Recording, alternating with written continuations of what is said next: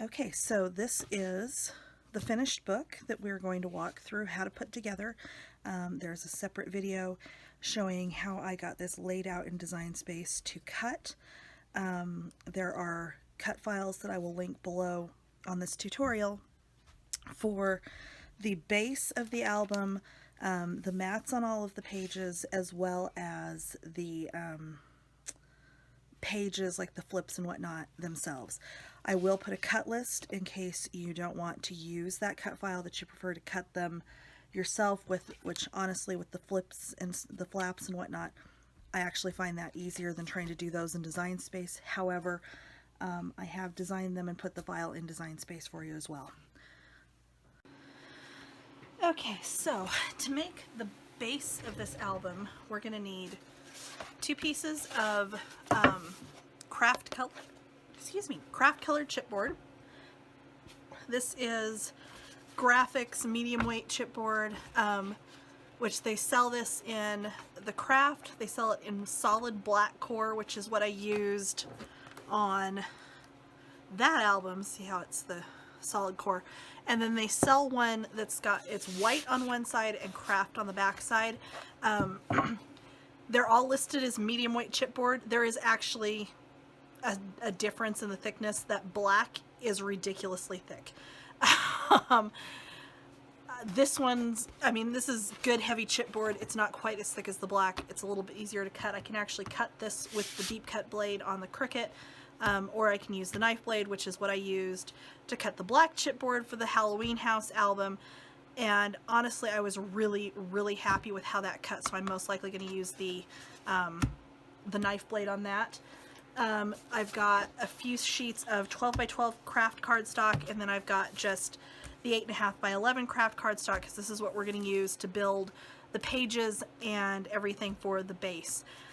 For the pattern paper, I'm not sure which one I'm going to use, so I'm going to hold off on that for right now. In addition to that, we're going to need paper trimmer, we're going to need scoreboard, of course score tape. I've got 1/2 inch and 3/4 inch, and I actually have some 1 inch that I do use occasionally, and then I've got some 1/4 inch. I've got a number of sizes. And then for the, to cut the, sorry, I've got kind of a mess over here still. To cut the chipboard, we're going to use the knife blade for the Cricut Maker. If you don't have the Maker, if you just have the Air, you can do this with the deep cut blade. You're going to have to put it on, I don't remember how many passes it takes. I want to say it's like 8 or 9 passes with the knife, or the deep cut blade, which is this one right here, to get that to cut through. And then we need a strong grip mat, which I'm going to have to find because I'm not sure where I put them. I don't use them for anything but this typically. So I'm going to get the base, the 2 shaped base pieces cut out, and then we'll come back and start building the base of the album. Okay, so now we have cut our cover pieces out of chipboard. We're actually going to use this little strip here, possibly over here, depending on what our final measurement ends up being, for our spine. So I'm going to set this aside. And I also cut those same cover pieces out of just the plain 12 by 12 cardstock. I cut it 4 times because there's going to be one on each front and back of each of this to help cover up some of our binding that we're going to do here in a second. So first thing I'm going to do, I'm going to set that aside, and we're going to build our hinge. So this is open. Yes, I did use some of this.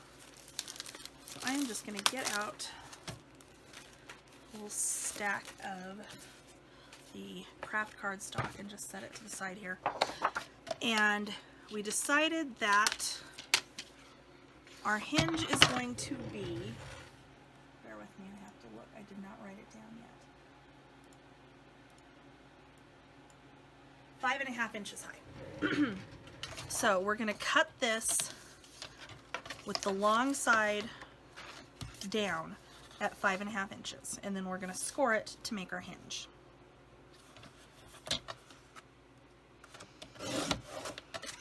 Okay, and I'm actually going to set that aside over there. Actually, do I want it at 5.5? Yes. No, I don't. I take that back. Because our pages are going to be 5.5, we actually need this to be slightly smaller, so we're going to go 5 3/8 on that. So let me take another 3/8 of an inch off of that. Okay, so for our spine, we're going to cut this to 5 3/8.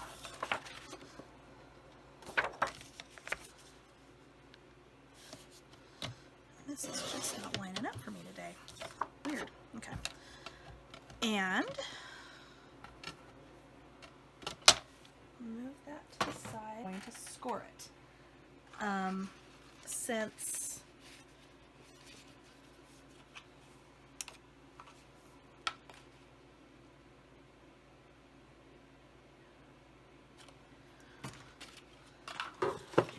okay, so typically I like to do my hinges 1/2 inch high, just so there's a lot of grip that the pages can get when you put them on there. And I'm going to do, you can do your gusset size however you want to. I'm going to do a 3/8 on this instead of on the Halloween book. I actually did 1/2 inch. On this one I think I'm only going to do 3/8 because it's not going to be quite as chunky. But we need to leave space on each end for this to adhere onto our book, like in this area. So we're going to start at, I'm going to go out 1 3/4 of an inch, and that's going to be our first line. Okay. Now we're going to go 3/8, so 1 2 3, and that's our first gusset. And then we're going to go 1/2 inch, so 1 2 3 4.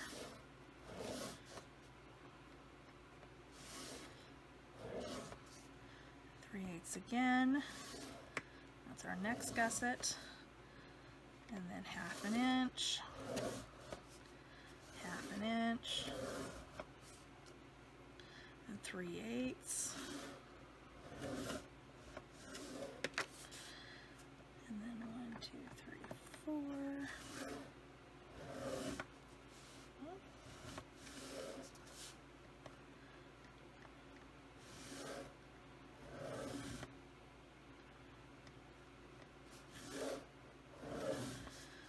So we're at what, 1 2 3.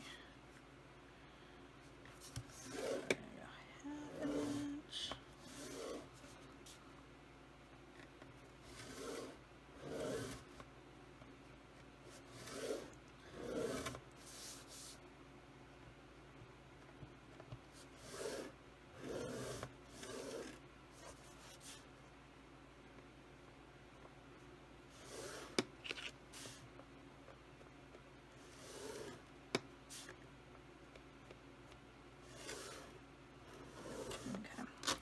Alright, so we should have 1 2 3 4 5 pages. We have our gussets, we have our flaps for the edges, and now we're going to fold this. What I like to do is take and fold on that hinge and get that hinge popped up, and I'm going to do that on every one of the hinges first, just to kind of double check to make sure I have counted correctly. I have the number of pages I'm looking for, which in this case is 1 2 3 4 5.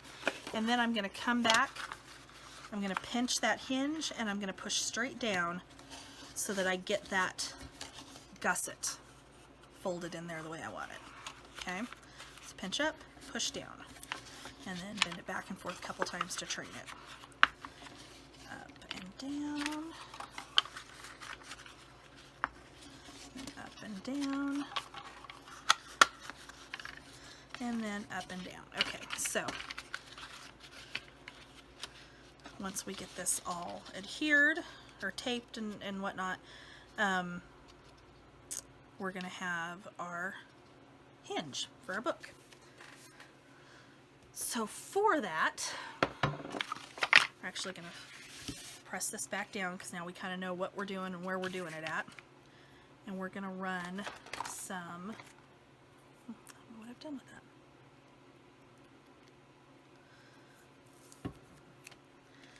tape in here on the hinges to get those set. I'll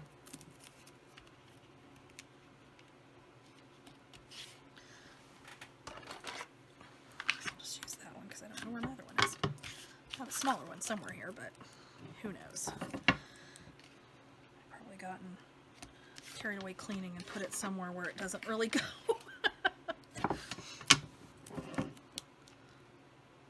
Okay.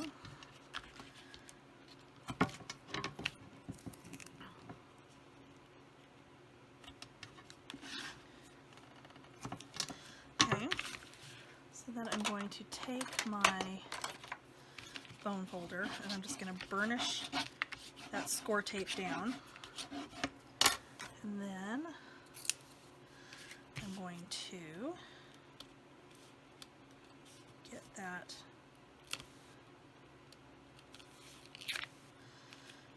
the backing off of that tape, which if any of you use score tape, you know sometimes this is easier said than done because score tape is so super sticky. I'm actually going to trim that off while we're at it.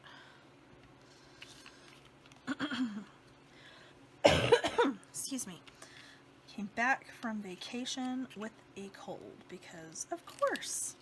But I think it was going around. By the time we were getting off the ship, like half of the people we were running into all had the same cough. So, you know, good times, good times. Okay, so now we're just going to go back through. We're going to fold our hinges together.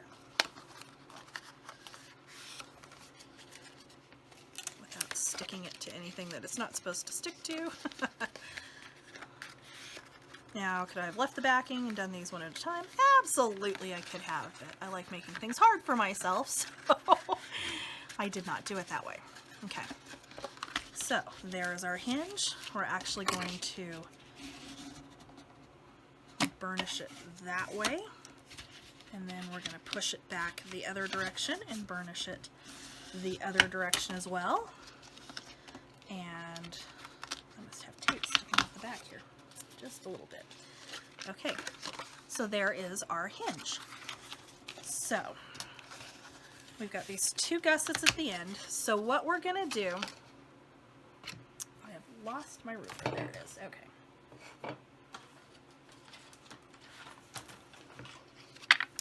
What we're gonna do is we're gonna measure this gusset and see exactly how wide it is. So I've got just shy of 2.5 inches, and I actually tend to measure them top and bottom because sometimes just because, you know, the way paper, the fibers in paper don't always want to cooperate with us.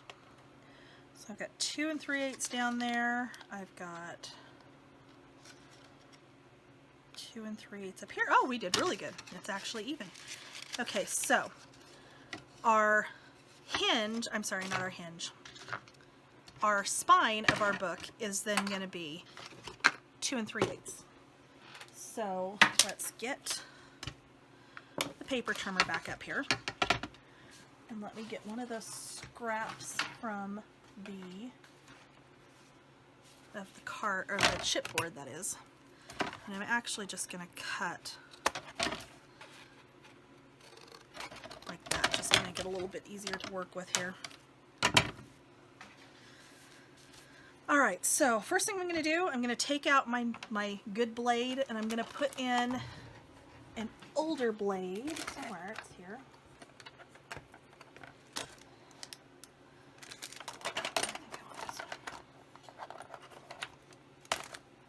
Yeah, okay.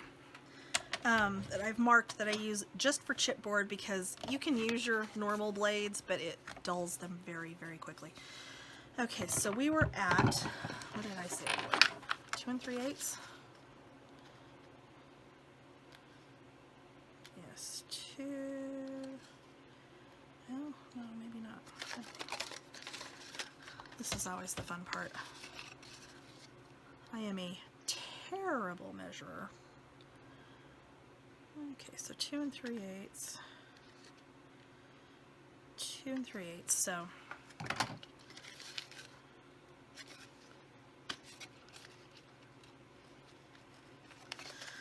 alright, so we're going to go 2 1/4, 2 3/8, and I'm actually going to go just a 1/16 of an inch over that. So let's get this trimmed as far as for width.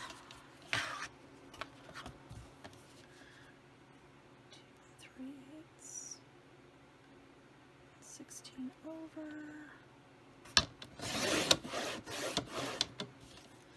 Alright, and then we're going to go 5 3/4 high.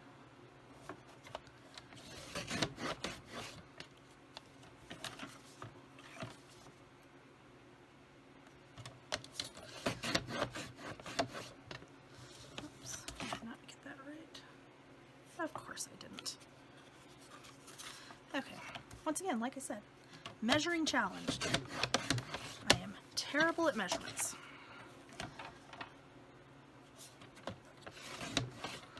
Okay, there we go. So 5 3/4 high. So now we have the basic pieces for our book. So the next thing we're going to need to determine is this. Okay, so our pages, as you can see, this spine is higher than the edge of this book. So what's going to happen is when this book is opened up flat, we need to construct this in such a way that this hinge, or I'm sorry, the front part of this book is going to fold flat over the back here and flat over the back here. Okay? Not as hard as it sounds. What we're going to do is, I'm going to find a pencil. We're going to line this up onto the front page of our cover. Line this up, and I'm actually just going to draw a line right here. And then I'm going to do the same thing, except I can't see my line. Of course.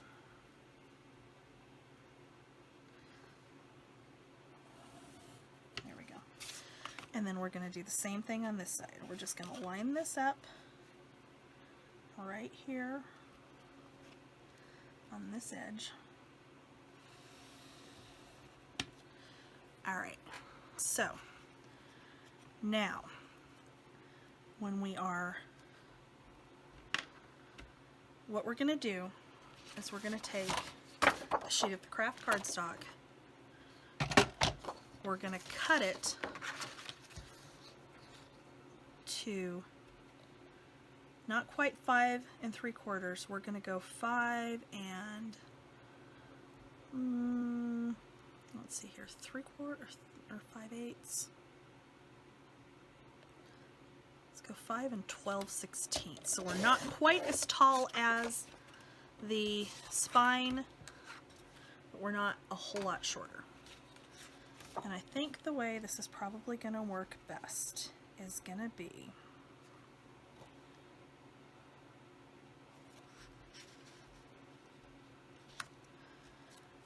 we're going to lay this, and we're going to adhere this down on here just like this.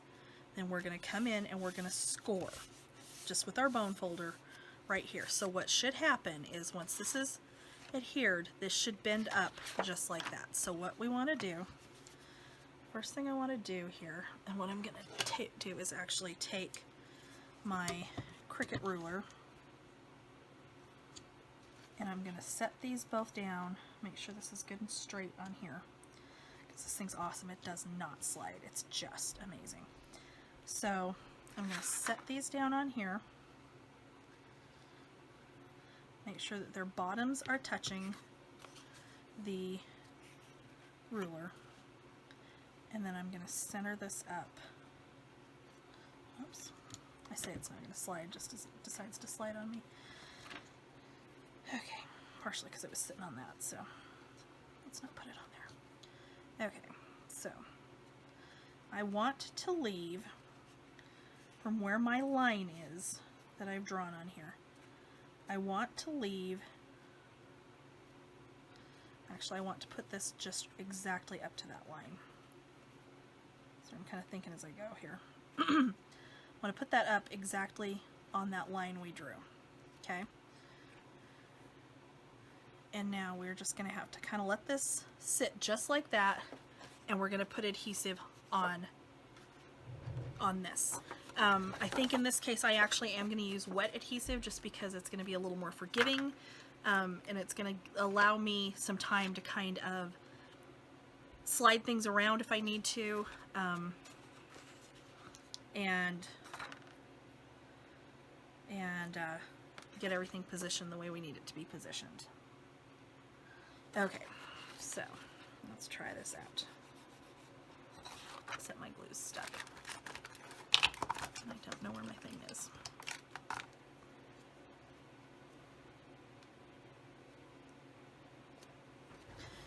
Oh, be right back. Okay, so let's get this set here. I'll run some glue on here. And this is art glitter glue. It is amazing. However, if you are going to order it, I suggest you do so now, because once it gets too cold, they won't ship it, because if it freezes, apparently it ruins it.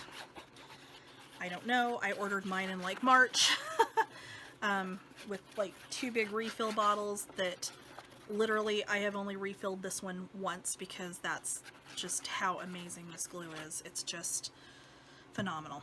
So, okay, so what we're going to do, and this doesn't have to be perfect, we're just going to kind of line it up, and we're going to press it down, and I'm actually going to go over this with my brayer to make sure we've got good coverage. Everything's connecting the way it should. And we're going to give that a minute to dry.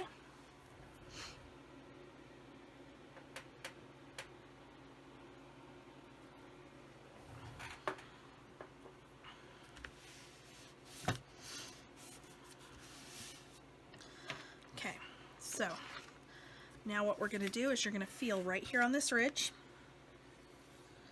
And you're going to just very gently, so that you don't tear the paper, score that. And we're going to do the same thing on this other side.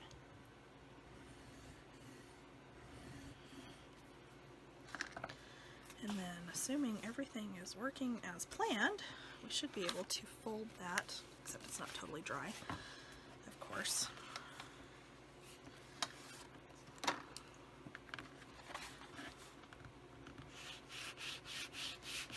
That works better to do it that way.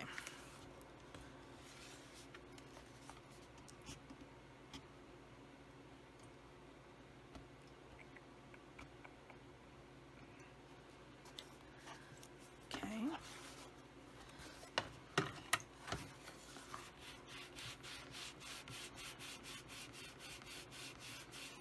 Okay. So there we go. So, of course, if you're looking at it from this side, this is ugly. That's okay. We're going to fix this. But for now, that's going to lay flat. It's going to open the way we want it to without it catching on anything. And we've got our spine. So, now, get that stuff out of the way. What we're going to do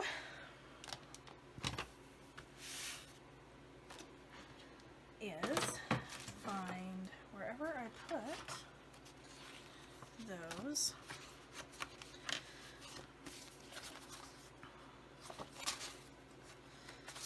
pieces to cover that up.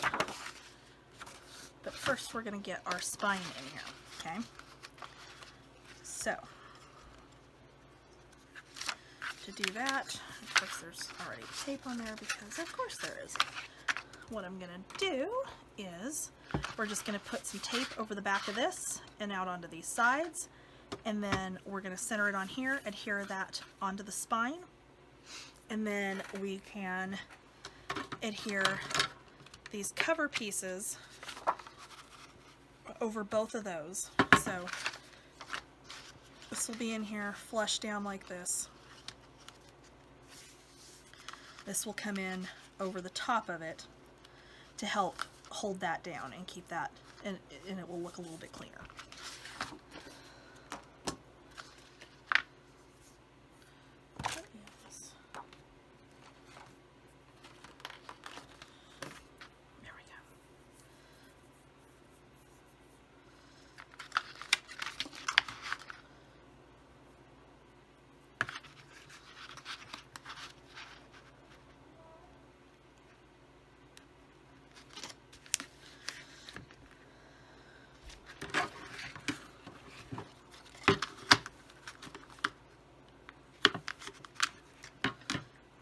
Having a horrible time with this stuff today. My poor Tim Holtz scissors that are so covered in goo, and I keep forgetting I can't find my Goo Gone to get them getting cleared off. So they're just kind of a sticky little mess, but that's okay. They still work.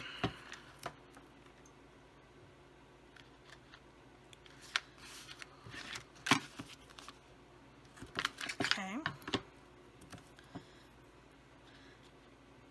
And a lot of times, and the only reason that I didn't do this to begin with is if my spine was not fitting the way I wanted it to, I didn't want to have wasted all of this tape. Because God knows I've done that enough times on things. The Haunted House album, when I went to assemble the spine, I don't know what I did, but I made such a mess of it, I can't even tell you, and ended up wasting like 4 pieces of chipboard and a whole bunch of score tape, and yeah, I'm not even sure. I think I was just tired. Honestly, I had so much going on right when I had the idea for that and started putting that together that I really should have been focusing on other things, and instead I was like, oh no, I must make this book, and priorities and all, and yeah, I was definitely running myself ragged at that point, but that's okay. I think we all do that sometimes. Okay.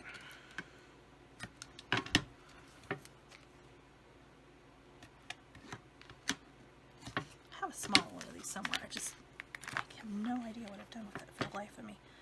I cannot figure out where I put it. Okay. So I'm going to come along here with my ultra sticky Tim Holtz scissors. I really probably should just buy new ones because I think these are beyond help, honestly, even if I could find my Goo Gone. But for now, we'll just keep plugging away.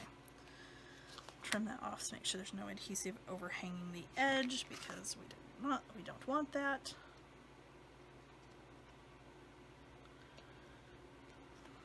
For crying out loud. Okay.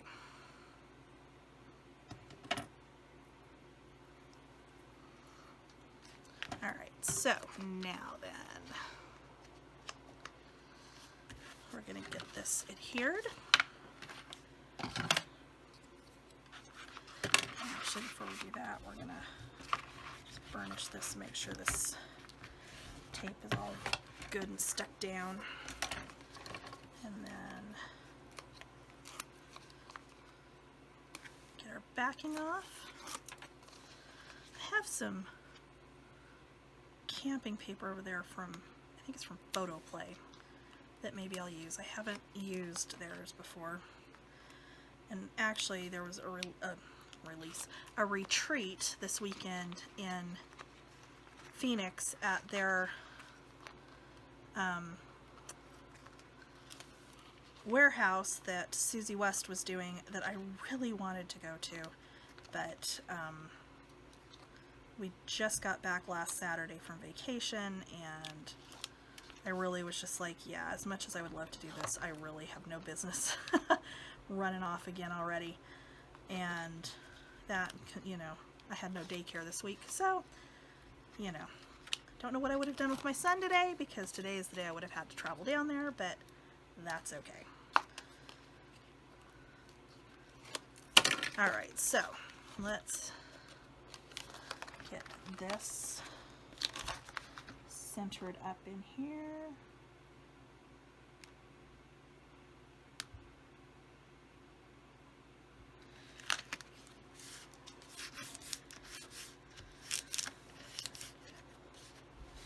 And there we go. Perfect. Okay.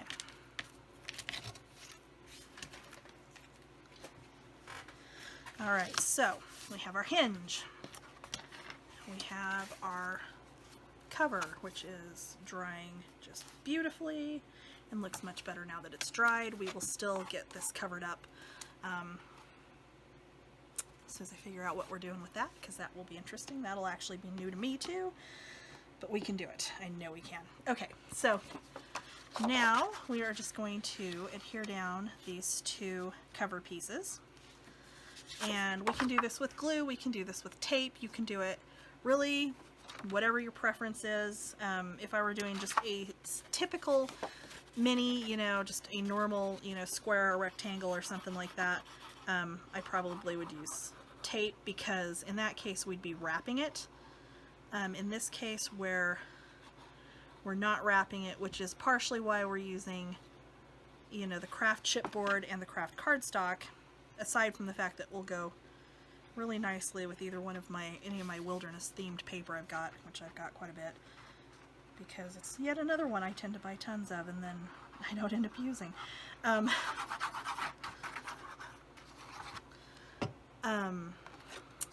lost my train of thought there. Where we're not going to be wrapping this, if you use glue, it just guarantees you're going to have better adhesion on your edges. Let's get that.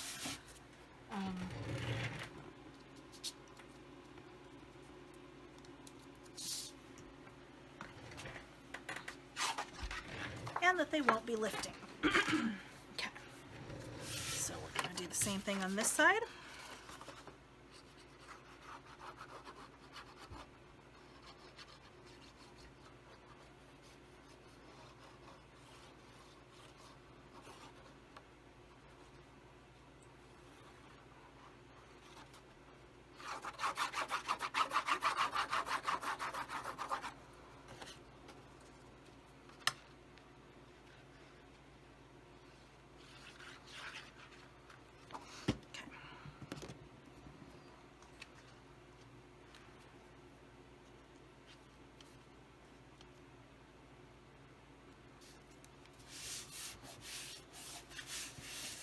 Okay, so that much is done.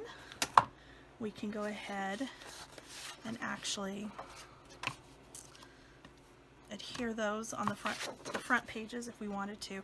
I think I'm going to wait actually until I figure out how we're going to cover this up. So let me figure that out and we'll be right back. Okay, so here's how we're going to do this.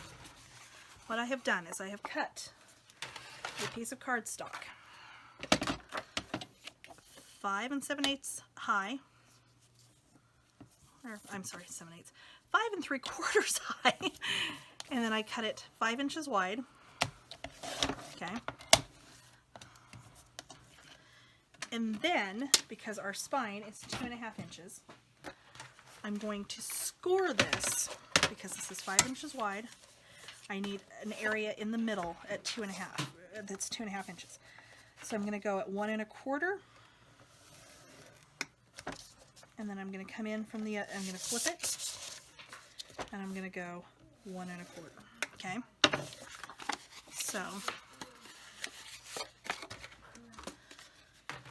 what we're going to do. Let's see. There we go. What we're going to do is we're going to fold this open like this. We're going to adhere this in here, and we're going to use, after we get it stuck down to the spine, okay, then we're going to fold this down, we're going to put some glue in here, adhere this here, and then what we'll do is we'll lay it down and we'll trim along that edge. And you can actually see here, I actually didn't get the spine in quite far enough. that we really needed to move it in about another 1/4 of an inch. I debated about redoing it. I think it's fine. It doesn't look bad. It's not, you know, it's fine on the bottom. It's just this little bit on the top, and it's really mostly on that back side that it's sticking out a little bit more, but really we can embellish this that you won't ever notice. So first off, we're gonna, and my glue of course has dried up on me again. This is a recurring theme in my life. Okay, I'm gonna get some adhesive on here, and we're gonna get this on this spine.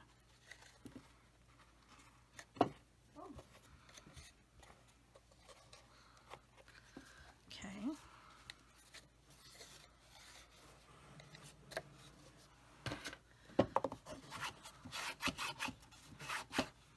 Okay. And then I'm just going to fold that down just like that. I'm going to run some glue in here in that space and fold this back up over it. Okay? And we're going to do the same thing on the other side.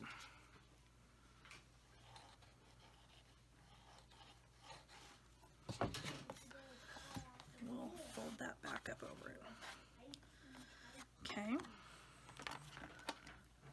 So we'll give that just a minute to dry and adhere. And then, actually not sure which way I want to go about trimming this off. If I want to do it like that, or if I want to do it with scissors and then clean it up. I think that's probably what I'm going to do. Because what we're going to have to do is we're going to have to cut down on this edge until we get just right down on there. Man, these are sticky. And I'm actually going to start from this other end.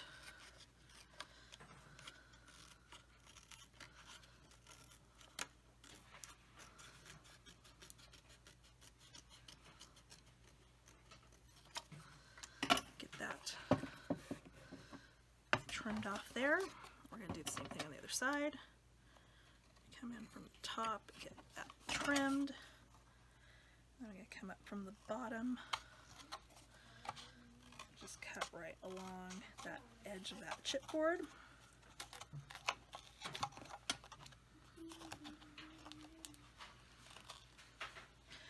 And this is where, like I was talking about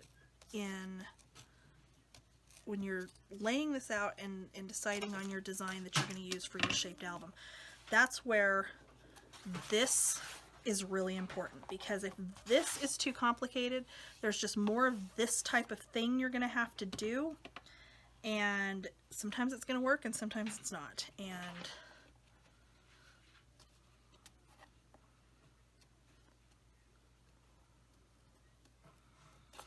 okay. All right, so and then I've got just a little flap up here that I think I'm going to try and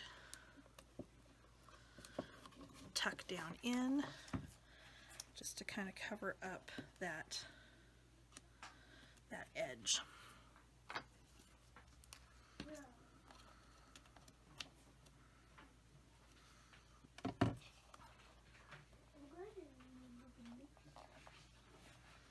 Yep, there we go, that worked just fine to cover up that little bit of an edge up there.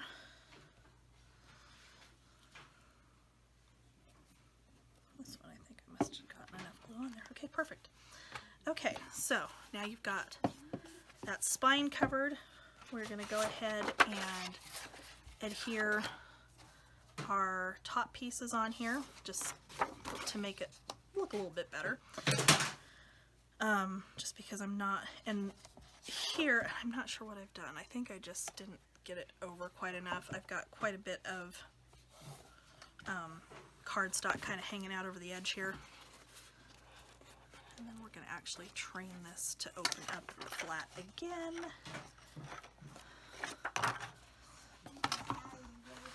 And then I'm actually just going to take my craft knife and I'm actually just going to run it right along the edge of that chipboard and get this extra off of here. And if you use, I'm actually kind of glad that I ended up doing this, because if you use the deep cut blade to do this instead of the knife blade, you're pretty much guaranteed you're going to have just that a little bit that's going to overhang, and that's because of the way the knife blade cuts. I'm sorry, not the knife blade, but the deep cut blade cuts, because it goes around and around, you know, multiple passes on the same image. Somehow in the way that it does it, it actually ends up making your base piece just a tiny bit smaller than everything that goes on top of it. Sometimes it's noticeable, sometimes it's not. It really just kind of depends on what you're making and how you're doing it. But I usually will have at least one spot on every single one of these that I have to do this with. And really, it's not a big deal. It's no worse than, you know, fussy cutting. So, yeah, not a big deal. Easily fixed. Okay, so now we are going to adhere these down.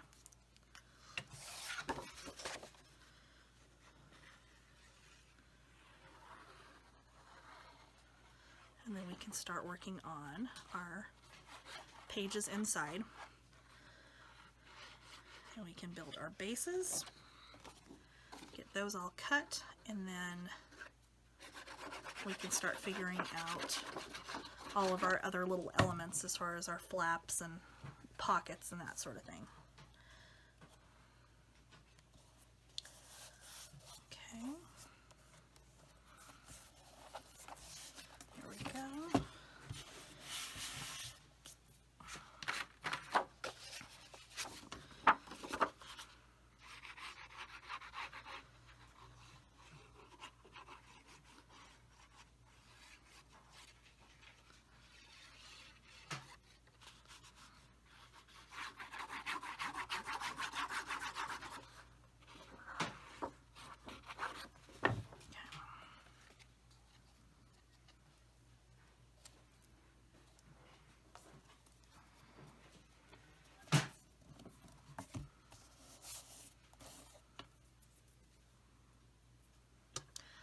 Okay, so we've got the base of the book itself done. Now we're going to work on getting our pages built for the inside. So I'm going to set that to the side.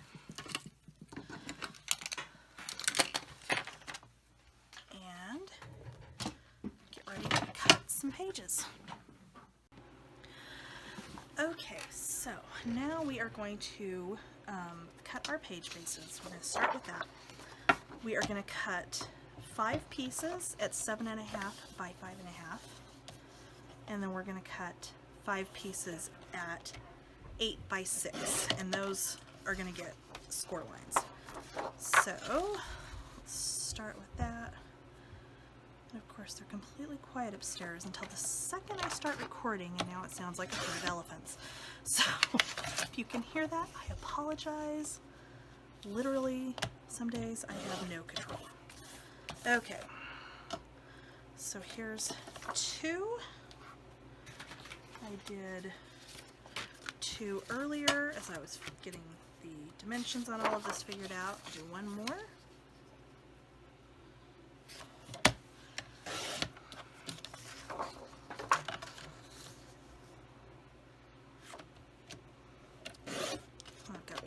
That we can end up using for probably a tag or something. Okay, so there's those 5. And then, and I wish I had 12 by 12 because this would make it a lot easier and I wouldn't feel like I'm wasting nearly as much paper as I am. But that is not what they had at the time that I bought this. And quite honestly, I was not up for going to Michael's today. So 8 by 6.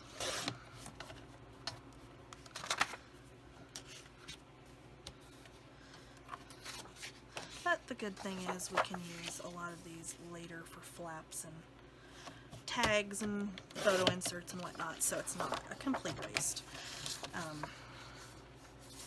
And I don't know about you guys, but a lot of times when I get messing around doing minis and whatnot, I end up wasting more stinking paper because I measure something wrong, or, you know, just in general, something happens and I end up wasting a lot of paper. And I get especially mad when it ends up being like my pattern paper, which thankfully I don't do that very often. It's you know, most of the time that's somewhat salvageable and I can usually use it somewhere else, but it does happen.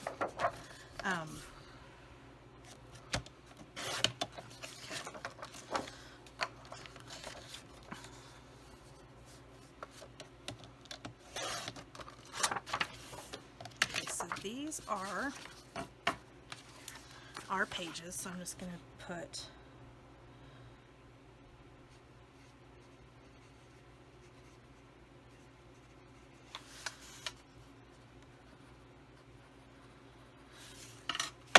going to write that on there, and I'm actually going to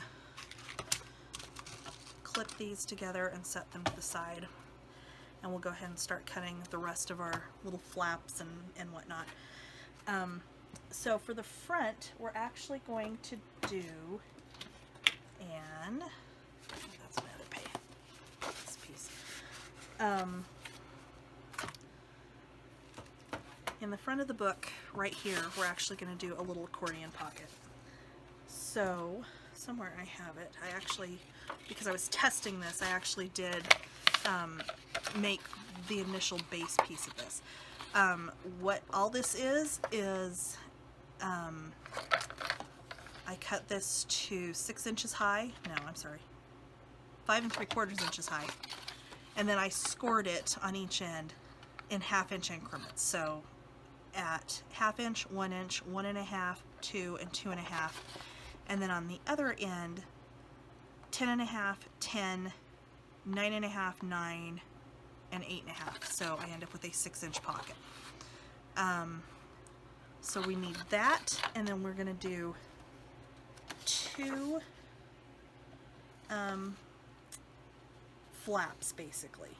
So these are both going to be 6 inches wide, so I'm going to cut this to 6 inches.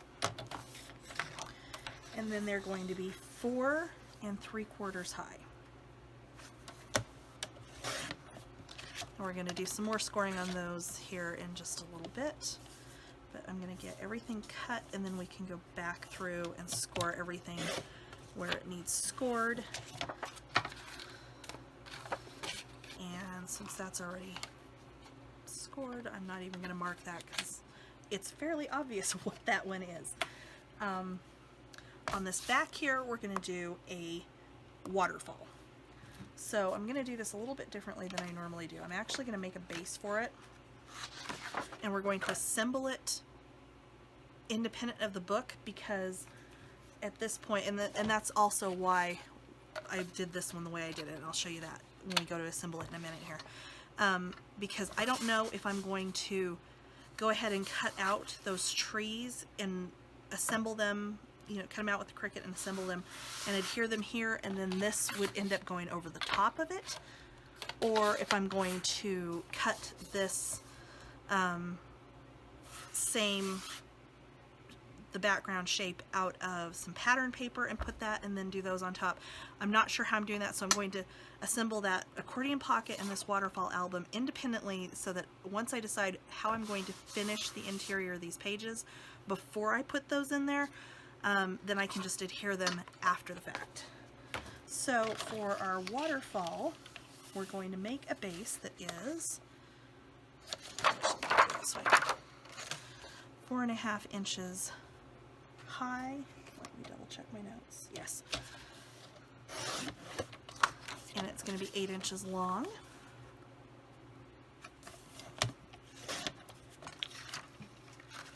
Okay. And then we are going to do one more. No, hold on. Yes, okay. So the flaps for the waterfall, how big is this piece anyway? 8 1/2, so that's not going to work. to set that piece aside and we're going to start with the brush piece. Okay. And then I've got one more flap that I'm going to do that's also going to be 4.5 inches. But this one is going to be, how did I come up with that? Ah, that's why. 8 3/4. That's what I was doing. Okay. Sorry, my notes over here are not making sense to me today. Okay. And then for the pages themselves, this is not quite big enough. Set that one aside. They are going to be 4.5 inches high. I'm just really good at wasting the paper today, seriously. And 5 inches long. Okay. Just trying to think the best way to do this. There's really not a best way, but it's okay. 4.5 by 5. And we're going to cut that one by 5. And we're going to cut, I've got 8 of them, it says, so for crying out loud, if I could pick anything up. I've got one cut already, so that's 3.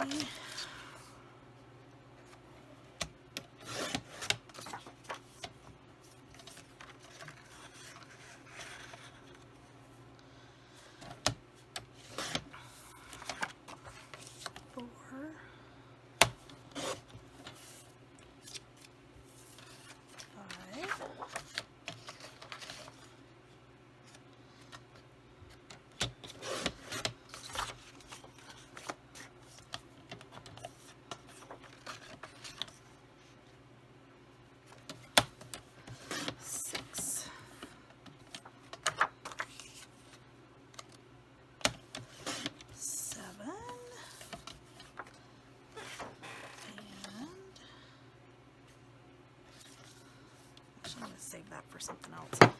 Let's see if I had another scrap. There we go, that'll work.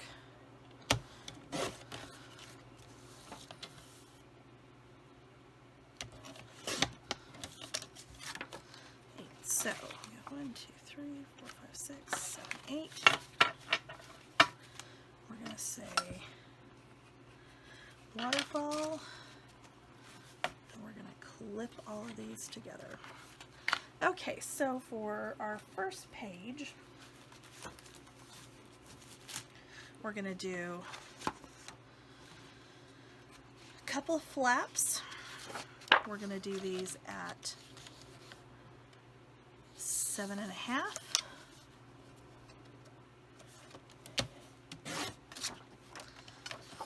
by 6.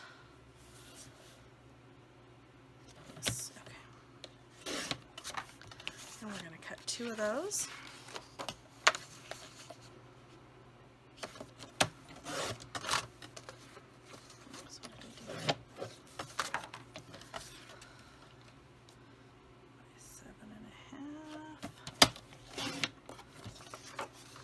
Okay.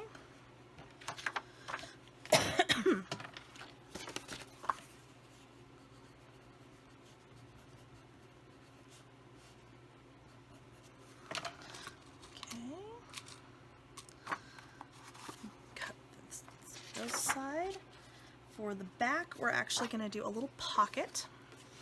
So I'm going to find one of those scrap pieces, and it needs to be 8.5 by 3.5. I'm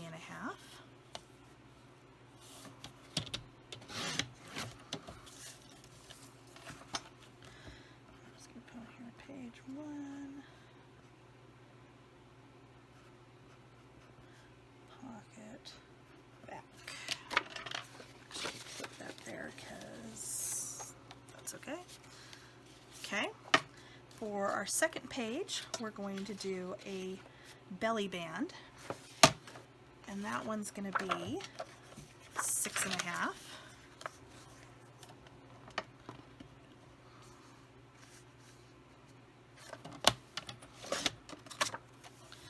by 3.5.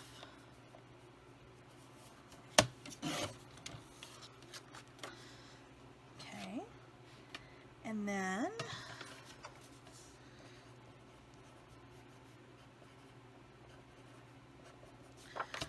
I'm going to try something a little bit different here on the back side of page 2. I'm going to try to do some kind of overlapping flaps.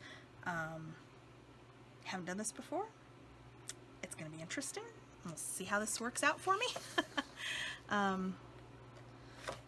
But the first two are going to be at 5.5 by 6.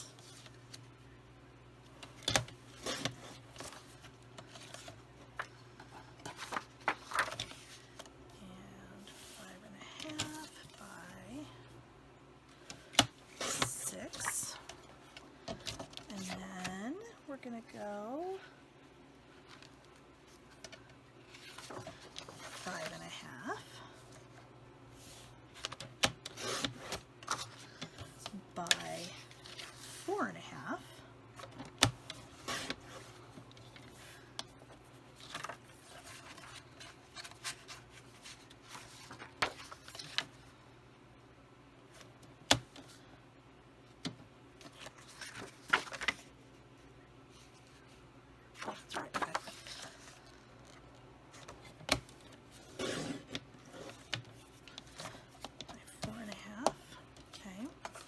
And then 5.5, which is what we've got here, by 3.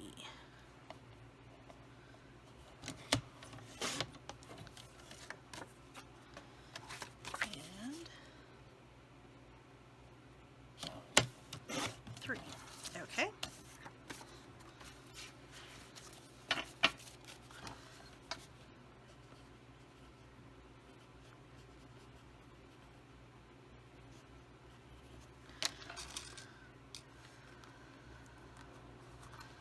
Okay, all right, so page 3, we are going to do a double pocket, and I've got 4 inches, perfect, by 8.5, and then 8.5 again, by, I've lost my spot, 2 inches, okay.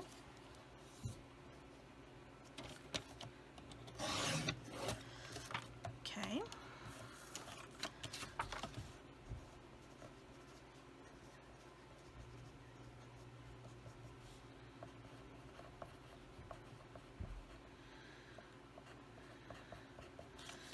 Okay, and then, let's see here. And on the back of that, we're going to do, let's see how big that one is. Not quite big enough.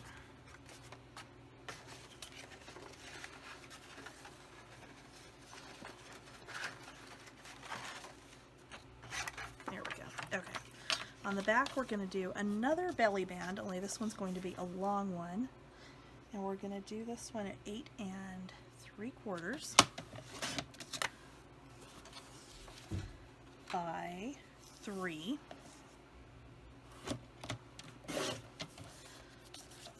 And then we're going to do a small folio that's going to slide in behind that. So that's going to be at 5.25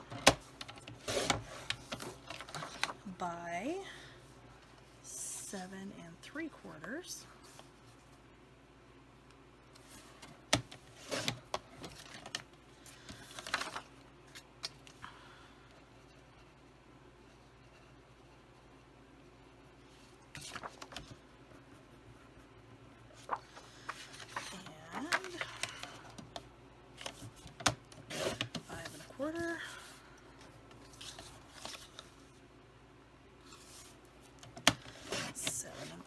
And one more at 5.25 by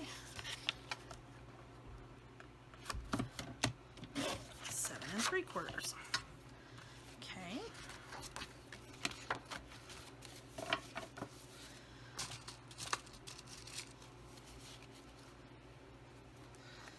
And I'll be perfectly honest, I don't typically plan my pages out. I will make the page bases and then I just kind of wing it. So for me to actually sit here and figure these out was like pretty huge for me. I mean, every project I do, it's pretty much I wing it. So okay, so page 4, the front, we're going to do some flaps. We're going to do 6 inches high, and we're going to do 3 3/4 wide.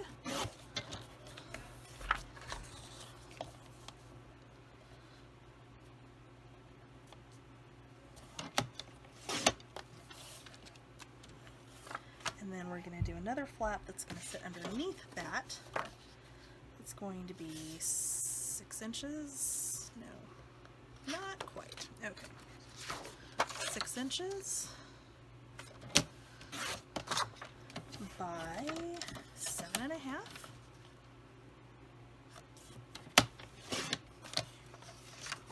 Okay.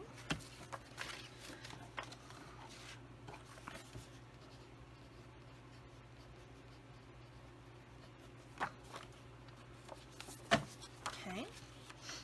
And then on back, we're going to do a couple of little flaps and a pocket. So let's see, is this 5? Perfect, this is 5 inches.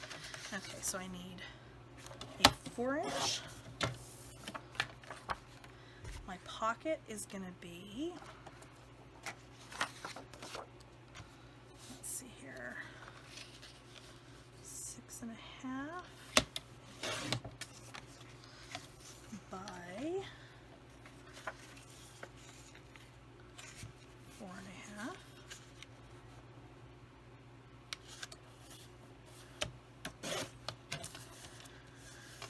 And then there's going to be a little pocket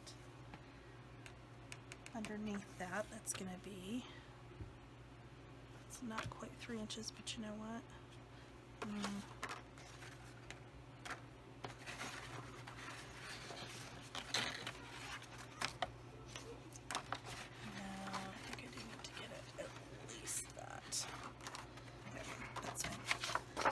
Going to be 3 inches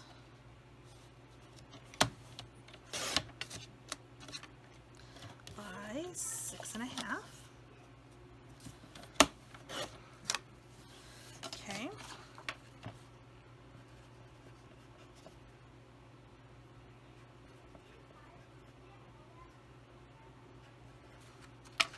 Okay.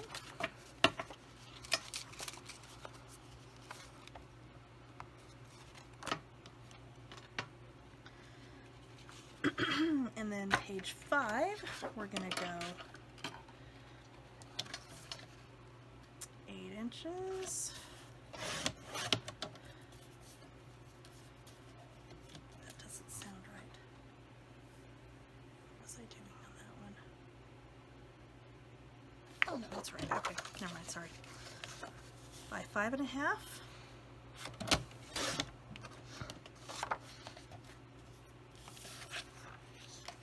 And then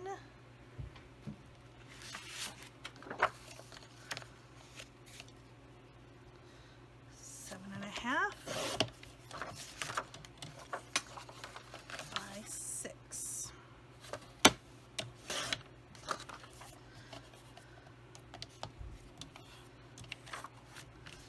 Okay, so this is going to be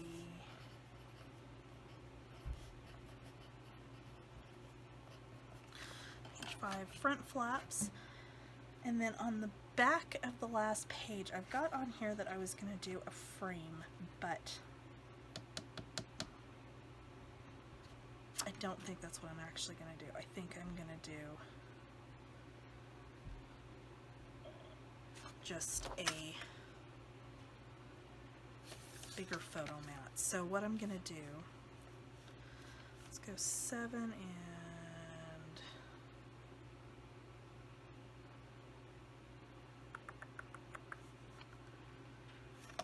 7 1/4.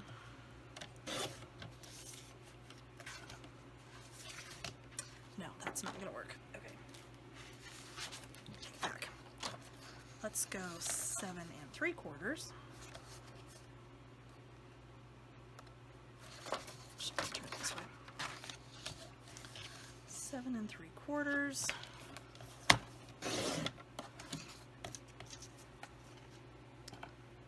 Actually, I'm gonna change my note here.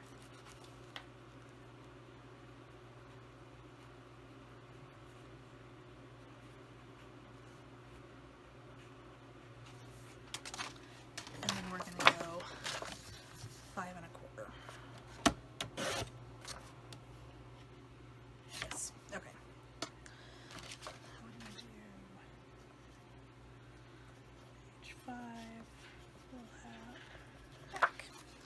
Okay, and then, did I cut my tags? I did not cut my tags. Okay, so tags, we're going to need one that is 5 3/4. That's not quite right. Okay, that one's 5 1/2, so we'll go 5 3/4 this way, which is fine. And then we're going to say accordion tag. We're going to set that to the side because it doesn't need scored. And then I need 5 tags that are 7 by 5 1/2. I should be able to get these out of other scrap pieces.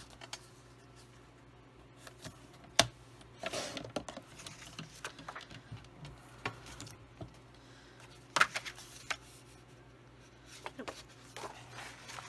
Let's find some of my bigger scraps here.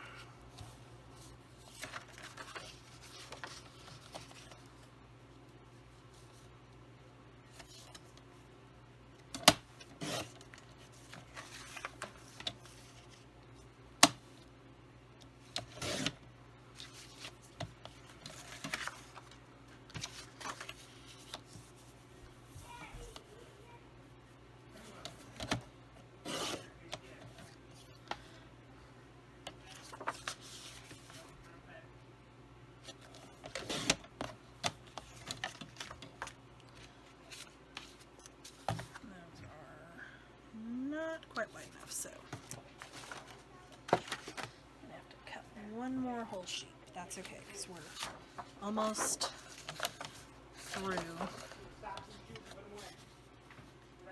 with that part. So 7 by 5 1/2.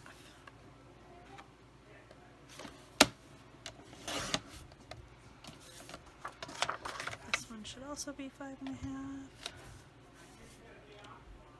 Slightly off, so we'll just get that little tiny bit off.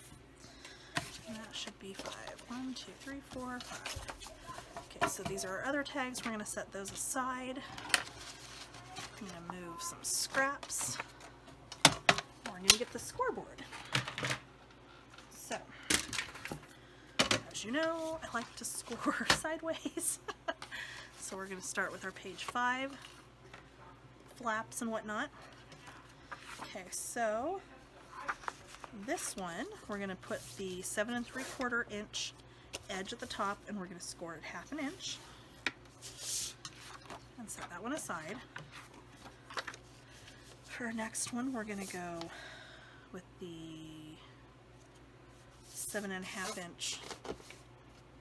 Yes, okay, 7 1/2 inch along the top. No, I'm sorry, the 6 inch along the top. And then we're going to score it 1/2 inch again. If I could, score without like making a complete mess here. Help if I had the tool in the right direction. And this one we're going to put the 8 inch at the top, and we're going to score it 1/2 inch again.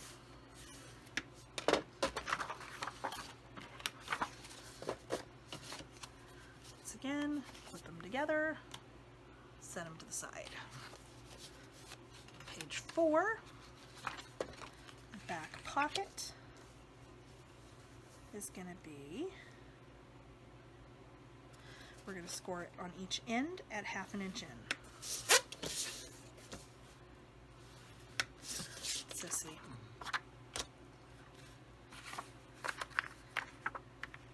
flap we're going to score at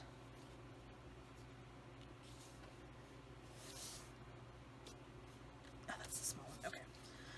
Okay, so it's at 5 inches along the top. We're going to score, again, I am just not able to score tonight, at 1/2 inch. And the other one with the 6.5 inch at the top and at 1/2 inch once again. Okay, so for the front of page 4,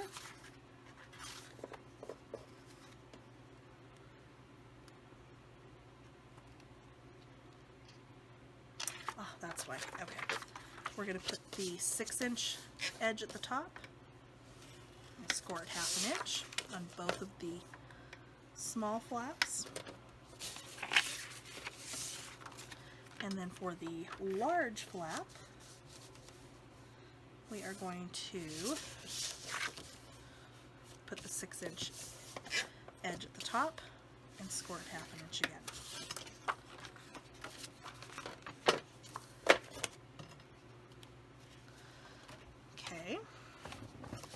Page 3, we're going to start with our folio pieces, and these we are going to put the 5 1/4 inch, no, I'm sorry, 7 3/4 inch at the top.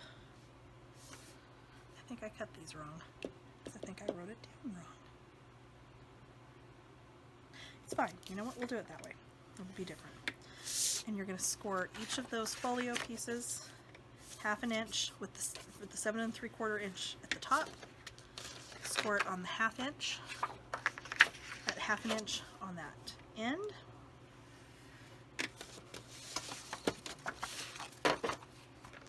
The belly band we are going to score at,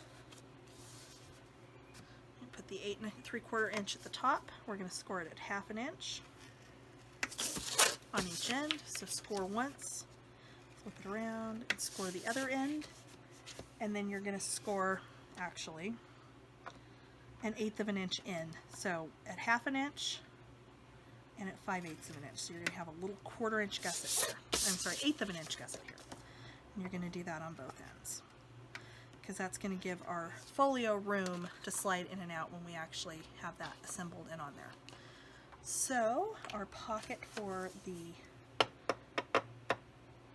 front of page 3, you're going to put the 8 1/2 inch edge at the top, and you're going to score at 1/2 inch on each end.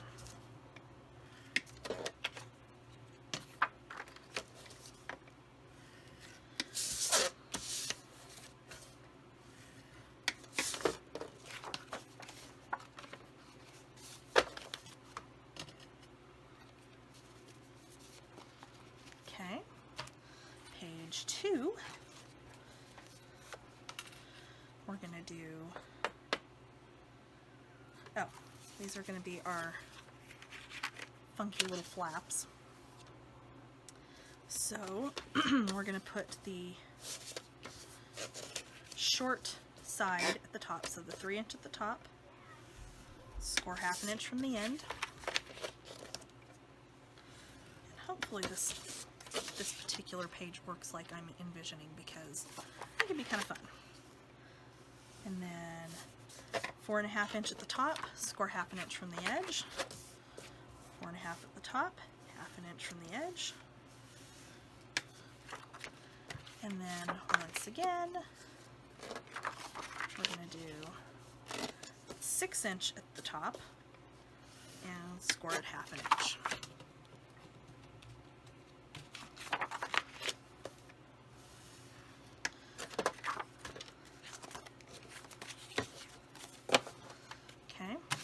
And then our belly band for the front, we are just going to put the long edge at the top, so 6 1/2 at the top, and then score 1/2 inch from each end.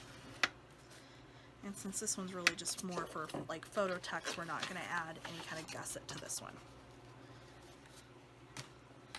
Okay, page 1 flap is going to be, put the 6 inch, if I could talk, the 6 inch edge at the top, score at 1/2 inch,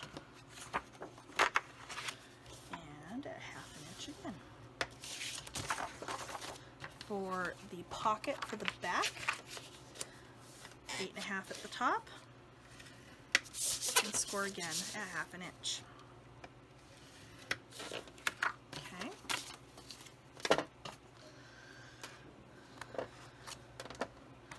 For our waterfall, let's do the little waterfall pages themselves first. I have one that's already done. So we're lining this up with the 5-inch edge at the top and then scoring at 1/2 inch.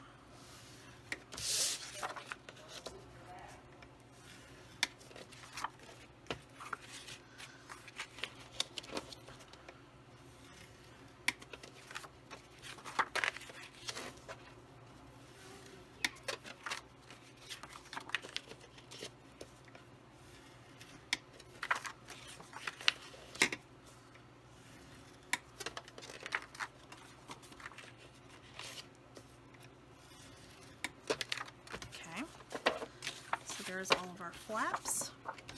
Here's our base. Our top flap, we are going to score at 1/2 inch and at 3/4 inch.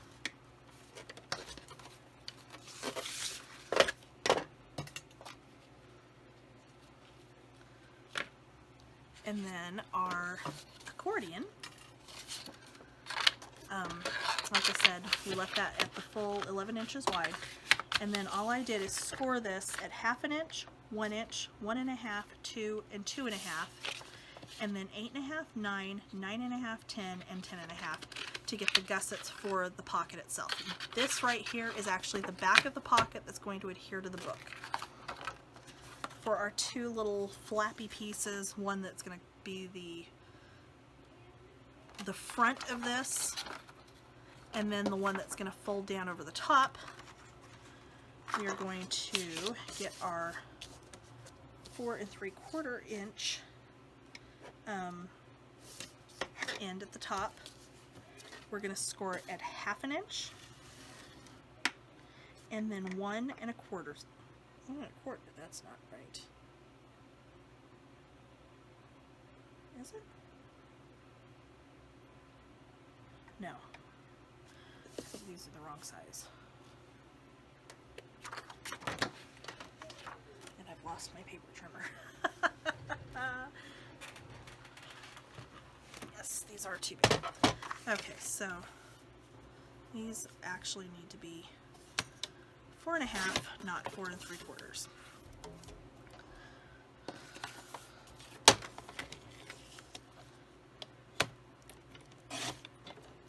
Okay. It's okay. It happens. Okay, so as I was saying, 4.5 inch edge at the top, scored at 1/2 inch, and again at 1 inch. It's like, why does that have such a huge gusset? That doesn't make any sense. Okay, 1/2 inch and 1 inch. Okay. Now we are back to our base pages. Okay, so the 5.5 by 7.5 pieces, we don't need to do anything to. Our base pieces, we're going to score 1/2 inch with the 8-inch side up, and then we're going to turn it so the 6-inch side is up and score it 1/2 inch again. And you're going to do that on all 5 of those.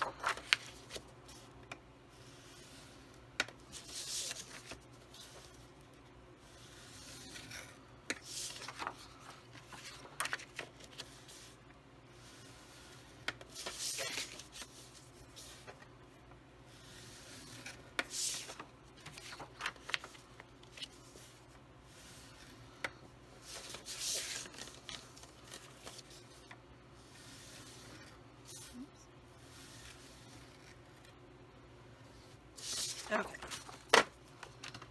so we should be finished with the scoreboard for now. Okay, so now what I'm going to do is I'm actually going to take my scissors as soon as I can find them, and I'm going to cut that edge. So you'll see we're going to cut that just on the other side of where those score lines meet.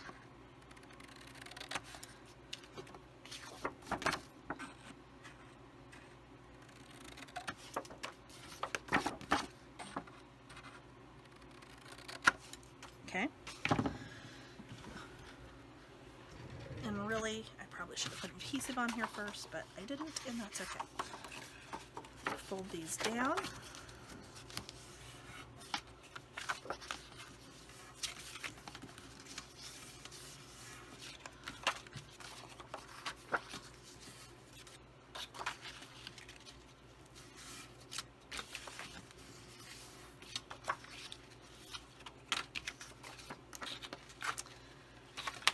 And then typically I do use score tape on these. You could use glue, it's entirely up to you. Glue is going to be a little bit more forgiving because you can kind of wiggle your top pages around as you're getting them settled. But it's kind of, if you get too much or you're not using good glue, you can end up with bubbles and warps, and we don't want that. So I am going to use good old score tape because, let's see, this is what I'm saying. I should have actually put score tape on before I mitered those corners, but that's okay.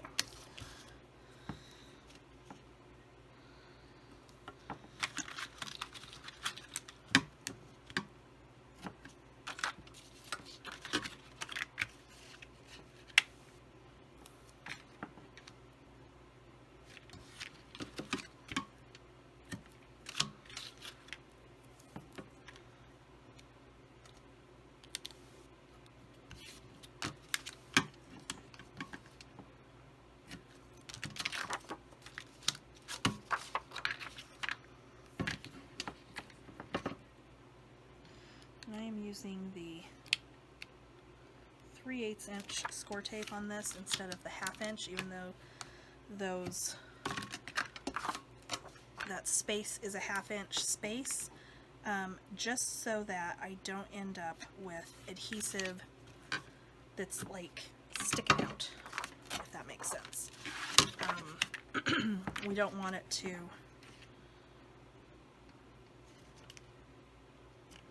hang over where it doesn't need to hang and either end up where you're seeing it on this side of the score line when the page is put together, or hanging out on this side where when you're putting your tags in and out of that pocket, if it's hanging out on that side, it's going to catch your tags and make them dang near impossible to get out of your page. Ask me how I know this. The things you learn as you do this, it's just, yeah. Okay, so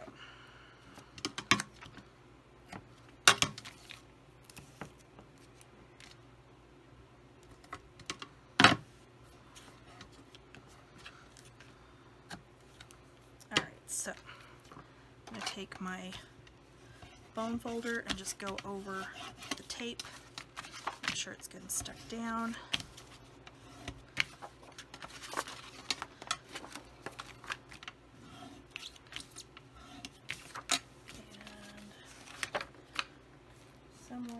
Lost my scissors again because this is like half of my craft day. I swear I spent just searching for my scissors because I misplace them constantly. I don't know what I've done with them. I was looking for my little,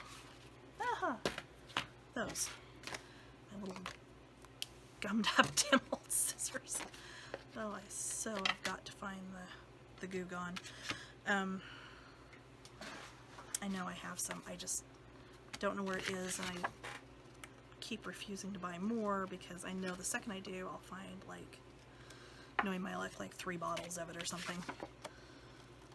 And somewhere I saw, like, Goo Gone wipes, which is what I really want to go find, and, you know, maybe that's what I'll do tomorrow because literally this is getting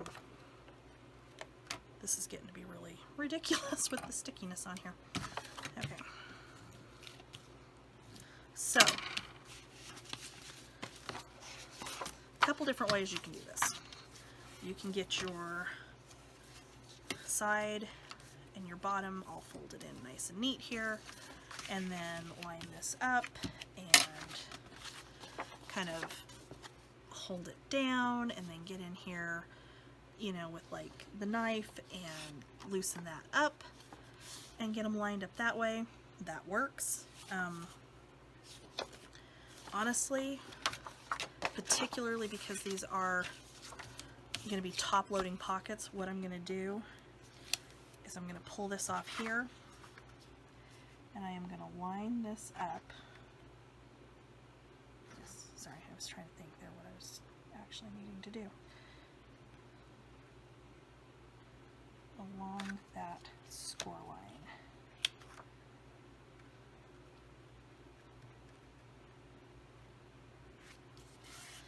Put that down, fold it over, and then we can do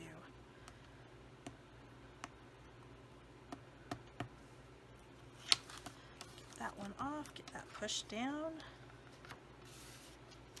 and put that down, and it's still off because of course it is. It's just the way my night is going, which usually is the sign that I need to call it quits for the night. But I'm going to try to get these pages finished, and then we will come back in the morning and we'll try this some more.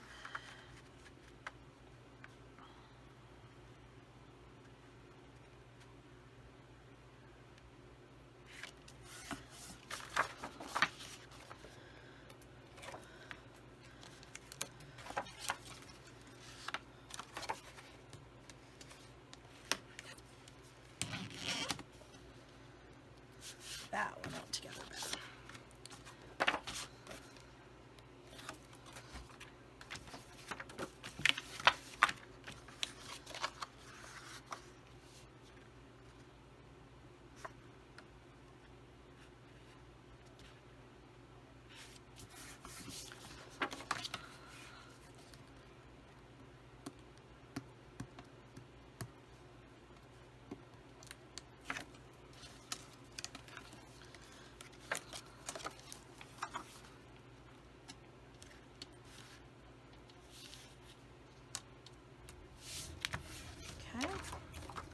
Two more to go. Not too bad.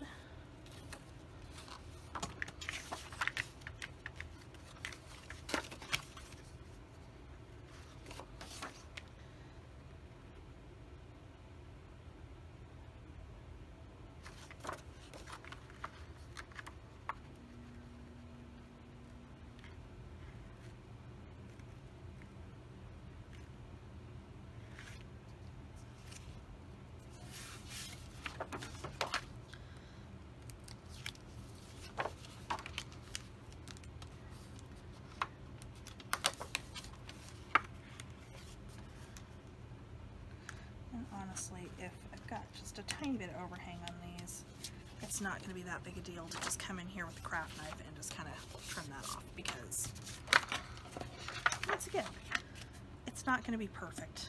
They're never going to be perfect. And quite honestly, the only person who's going to notice if something's not perfect is you. Most other people are going to look at this and go, "Oh my gosh, look what you did." They're not going to go, "Oh, look what you did, but what about that corner right there?"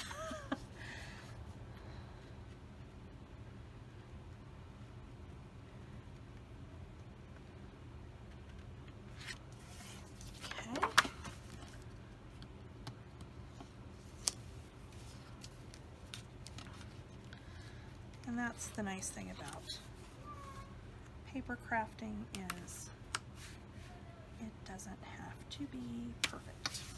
Okay, so we've got our pages. Now we need to get these on here, which this is, with them being top open, this is actually even easier than if they open on this end down here,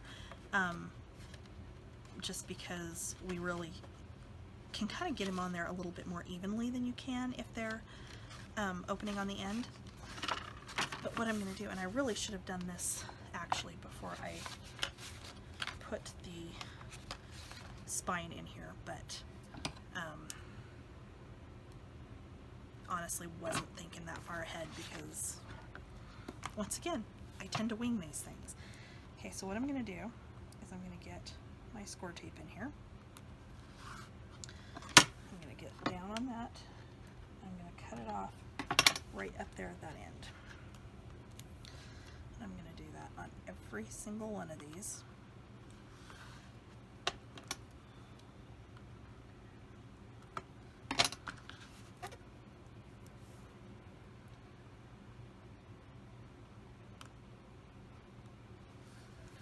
And once again, I'm using the 3/8 inch instead of the 1/2 inch for the same reason we used it on here, is we don't want any of that adhesive sticking up over the edge of this hinge where it may catch on your pocket or anything you're putting in the pocket.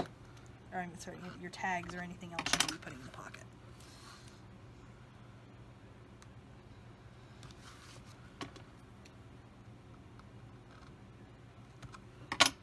Turn it this way and get on this other side too.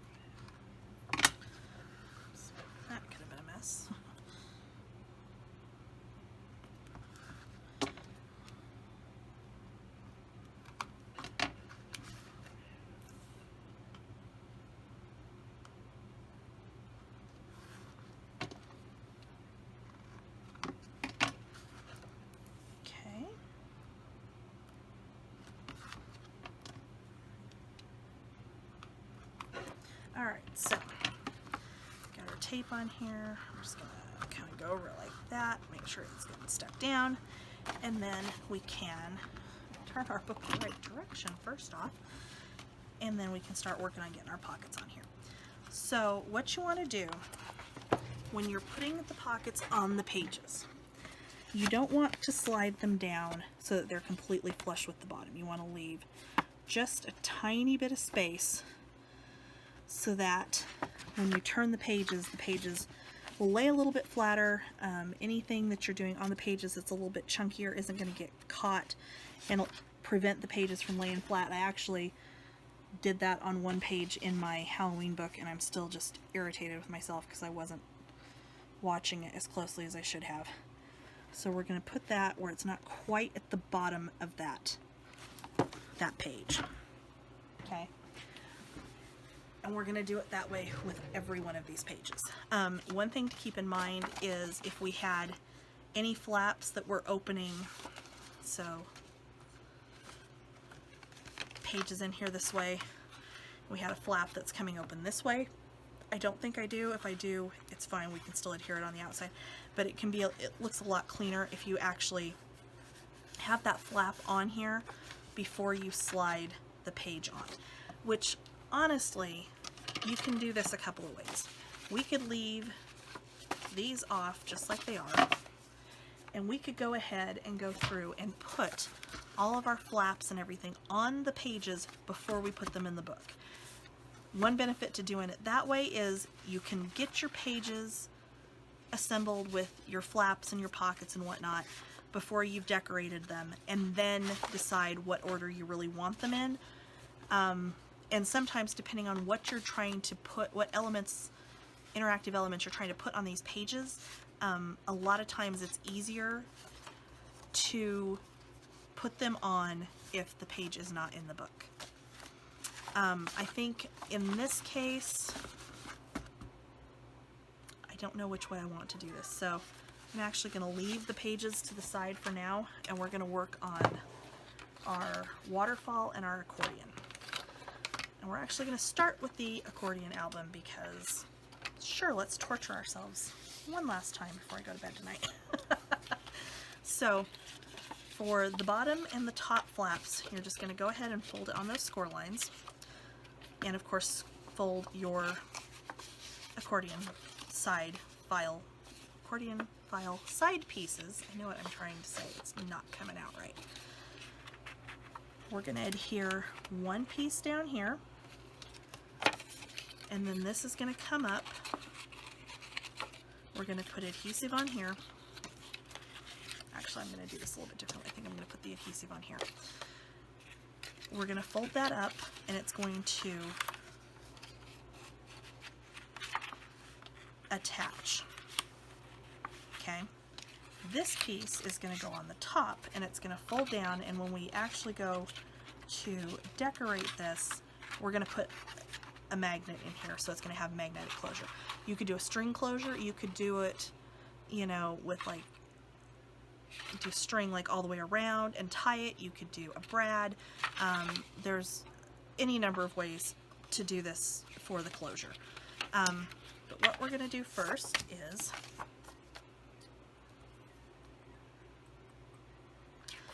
yeah, I think I'm going to do it that way. Okay, so I'm going to take my 1/2" score tape. I'm going to put this on this very first, the end of this this flap. I'm going to do the same thing on this one.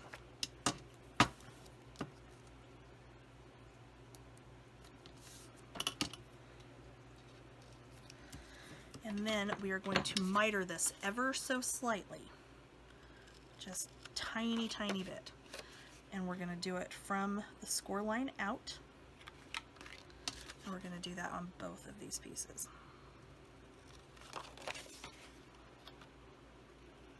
Okay. Now, what we're going to do is we're going to take the accordion file and actually, just to kind of make this, train this where it needs to actually go, I'm going to paper clip this for right now just to make it sit a little bit flatter for us. Who would have thought that I would use the paper clips as much as I've been using them lately? It's just surprised the heck out of me.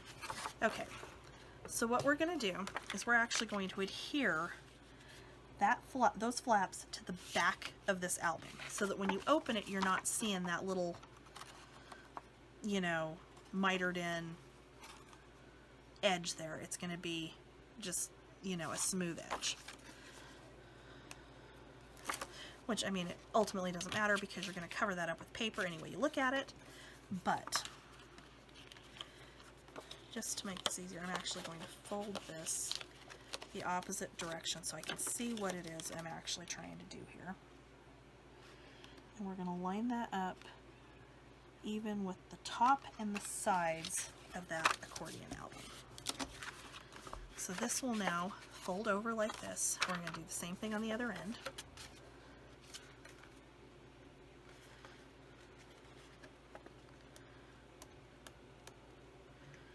Assuming we can get the edge of the tape off. Because, you know, that's always fun. We're going to do the same thing on this side.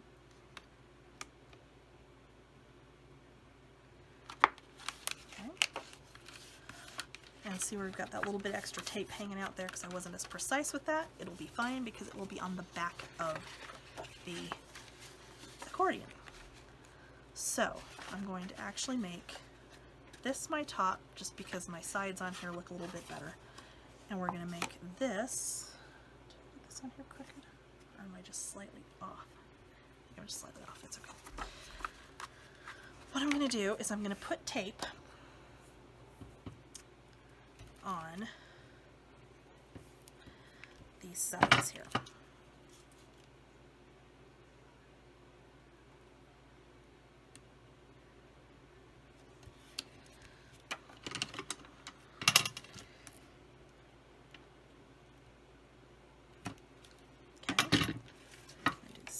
This side, do this way,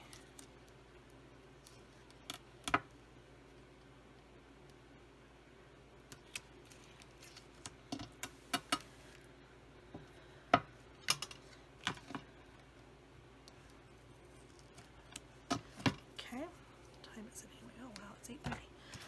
Okay, so we're going to burnish this down. Pull a couple of these paper clips off of here. And then we just want to make sure that this is kind of out as far towards that edge as we can get it.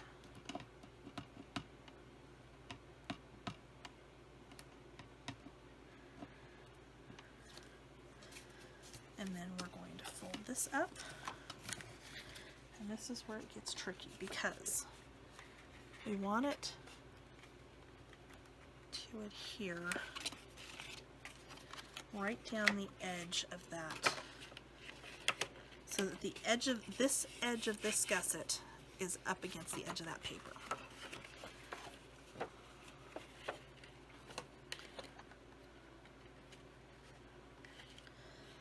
And that's partially too the other reason why we are assembling this outside of the book, because the last couple I've done it inside and I've just about screwed them up, and it's much harder to redo it if it's inside the book already. Okay, so we'll do the same thing on this other side.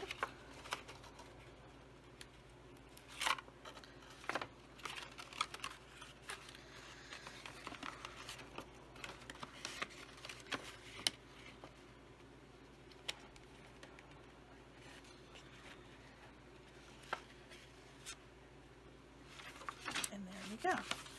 Okay, now at this point you can leave those little flaps up like that, those extra little accordion flaps. I'm actually going to trim them off if I can find better scissors. Okay, well, we're just going to do it with the big ones. I don't want to do it with the big ones, so it's going to mess it up. Okay. We're going to come in just right above that line, and we're just going to trim.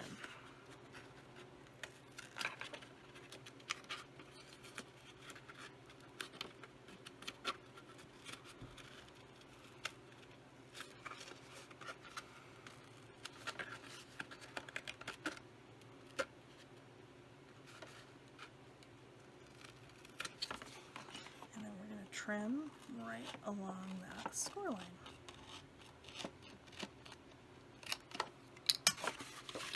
And then we'll do the same thing on this other side.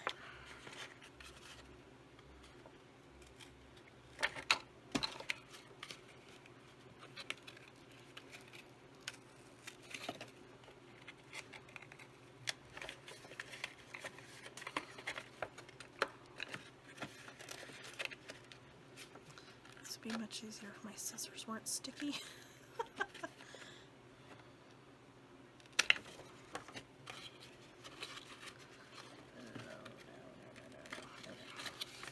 And then down that score line again on the other side.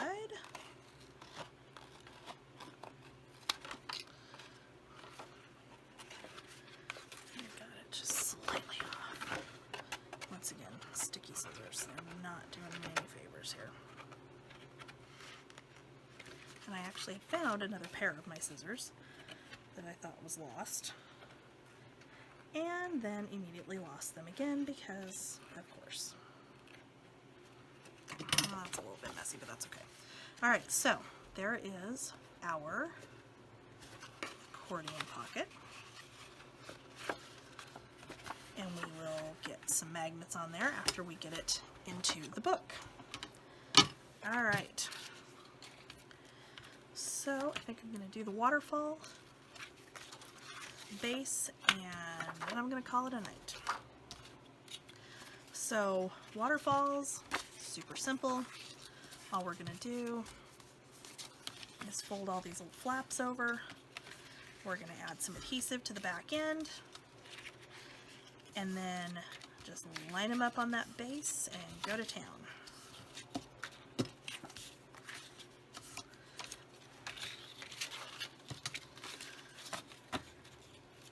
And with these, actually, I think I'm just going to use the ATG gun because it'll work just fine for this. It's It's a waterfall. It's not anything that's going to be too... And of course it's stuck on me again because lately this thing hates me, I swear. Yeah, see? There we go. And ATG adhesive is a little bit more forgiving. So here is our base. We're just going to start all the way at this end and adhere that first one down and just continue on. Waterfalls can be very, very tricky, both in measuring them and, see, I almost put that on backwards, assembling. Which is another reason, if we doing this base piece like that, which I don't always do. Sometimes I just wing it and do it in the album itself, and it's fine. But doing it on the base like this actually makes it easier to get it more precise and lined up better so that it's, you know, perfectly even down both edges. Which, you know, you'd think would make me do it that way every time. Most of my waterfalls are just slightly off, and that's okay, because if I try to make all of this absolutely perfect, I will drive myself absolutely insane. Okay, so I think I had us cut 8 flaps for this. We may not actually need 8, we may only need 7. I'm not honestly sure. Like I said, once again, the measuring, which is really silly because I'm an accountant. You'd think I'd be able to do the math on how many flaps an 8-inch long waterfall is going to need. No. Because quite honestly, I come down to do this to get away from the math and away from the job. And the last thing I want to think about is trying to do that kind of math. So I don't. I just wing it.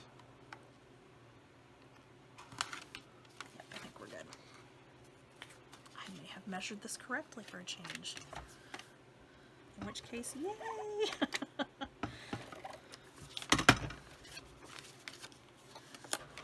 Okay. 7, I think I did. I think it's actually spot on for a change. I don't know what to do with myself. That's like unheard of. Okay.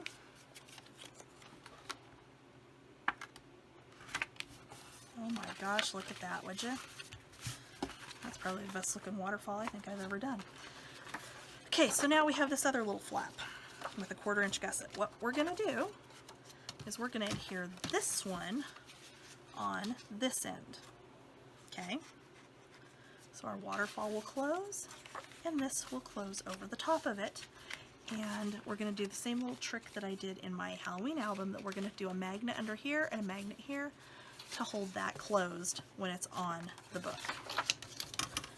So,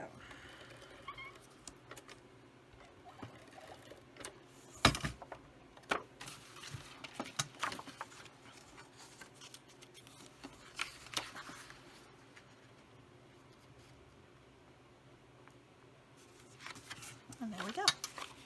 And there is our waterfall. And I'm actually going to paper clip that just to kind of help train it where it needs to go, and that will go in here. So I'm going to call it quits for tonight. I will come back in the morning and we will work on the rest of the build the rest of the interior pages, and then hopefully get to some decorating. Okay, so let's start working on our pages. I think we are going to assemble these. I'm missing one. There it is.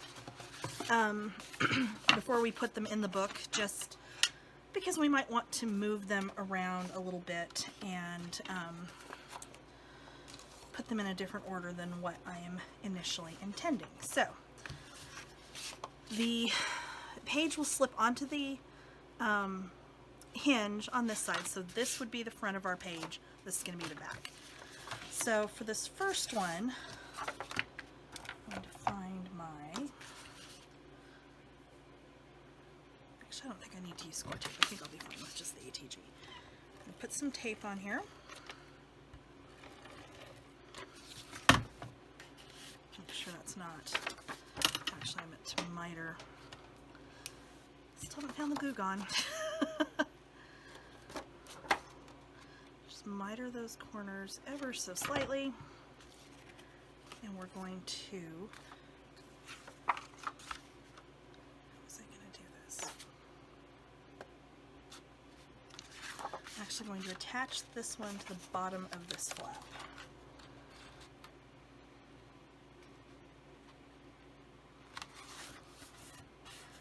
And then this flap we're going to attach in the top of the pocket.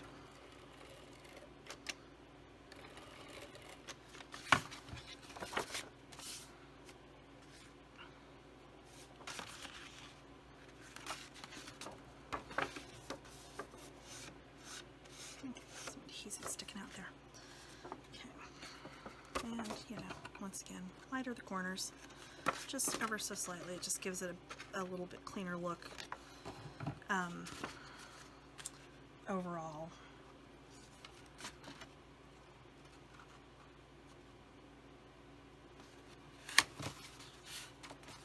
Okay, so this one will fold down like this and also fold up like that.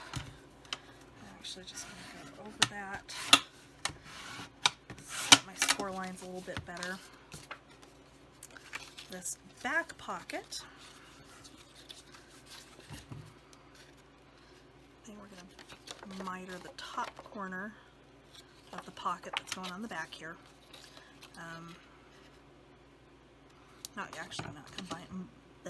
Not going to miter the bottom of it. And we're going to put one strip of tape there and fold those in, and then we're going to put tape on this outside edge.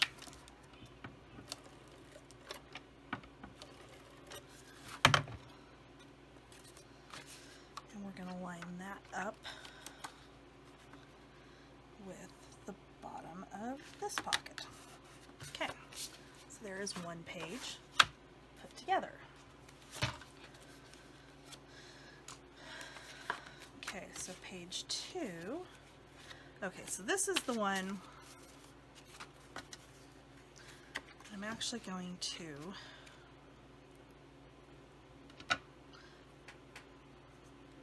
stuff off my hands.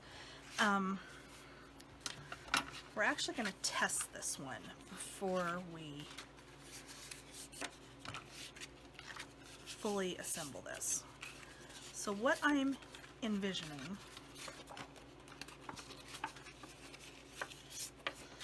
is we're going to have, let's get those folded.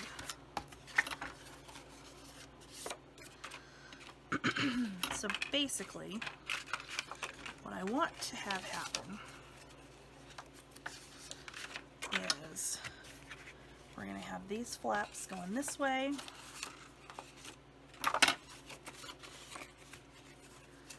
We're going to have these going this way. And they're basically just going to fold in and out one after the other. So what I'm going to do, we're going to start with this largest flap. Miter our corners.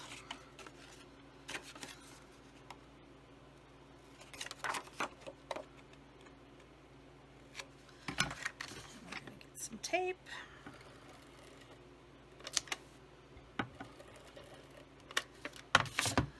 And we're going to put that right out here at the edge.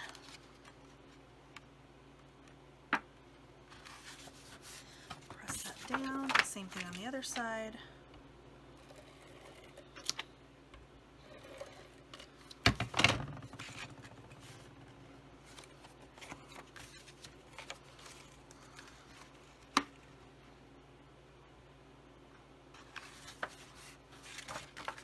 Okay. The next set of flaps is going to go inside like so. Just just like that. I'm gonna miter that corner again. I actually cut that one in a little bit too far, but that's okay.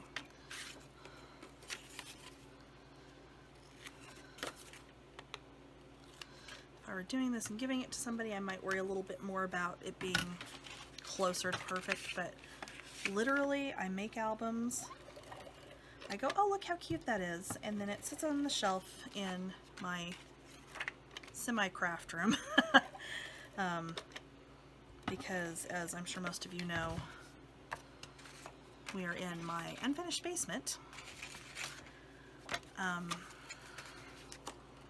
hoping we're going to get to start on my actual craft room this winter.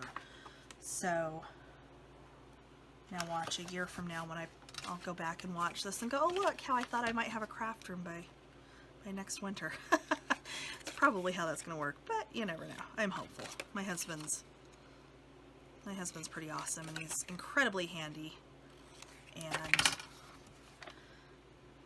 we'll be finishing the basement ourselves. I think the only thing that we're really going to have to hire somebody to do is going to be to expand the HVAC down here, and then I might hire somebody to tile the bathroom down here when we get the bathroom done, just because I don't know, well, and I might have to hire somebody to tile the floor of the craft room, because I think I'm doing tile floor upstairs in our kitchen and like entryway. We have tile that looks like hardwood flooring, and it's beautiful and I love it, and I think we've got a fair amount of it left that the builder left, and I think that's actually what we're going to do in my craft room. Okay, so this will open back and forth and back and forth, and there you go. Okay, so on the back side of this we have just a vertical belly band that we can just tuck some photo mats and some cut aparts and things under when we get to that point.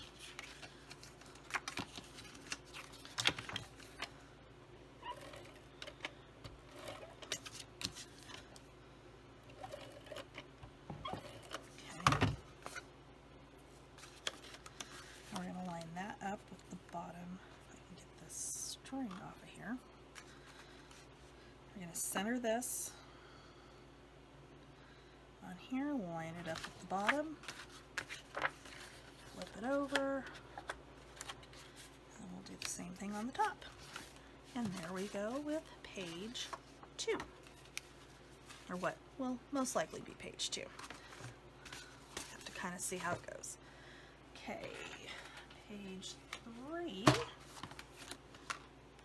We're going to do a double pocket on the front,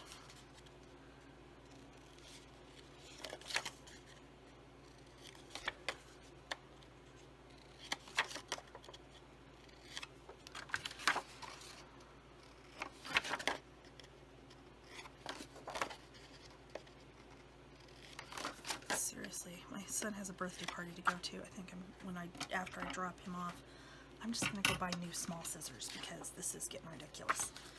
Okay, it's the same thing we've done before. We're going to run our tape right along the bottom of this pocket. We're going to push that down there. Get our tape on our tab. Same thing on the other side.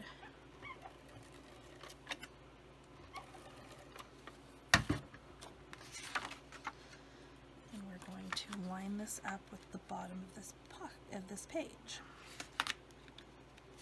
Okay. And then we're going to do it again with this one.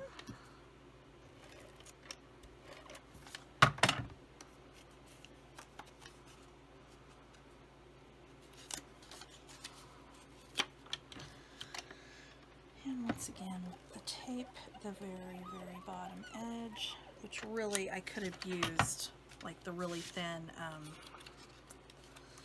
what you call it, score tape for that, but I didn't, and it's okay. Okay, so here we have our double pocket. On this other side is going to be our other belly band. And this one is the one that we scored, so we've got a 1/4 inch gusset in there. Actually, not even quarter, 1/8 inch gusset in there. So when we miter this, we want to miter from this top score line. We don't want to miter it on the second score line.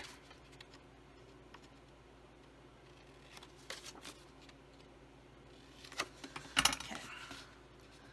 So then I'm going to fold that there and actually tape. And then I'm going to fold that second line up.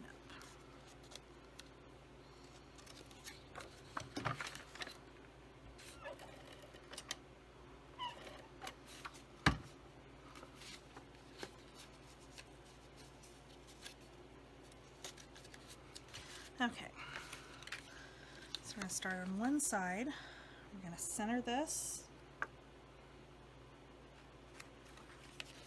push that down in there,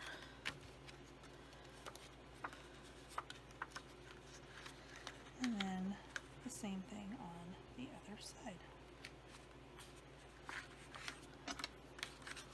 Use the bone folder to get in there and push that down.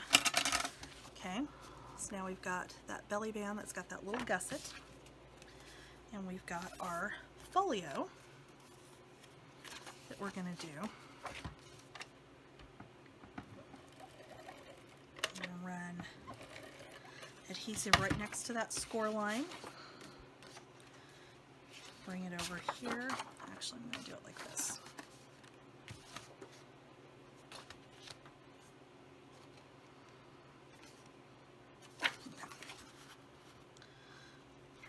I was folding this.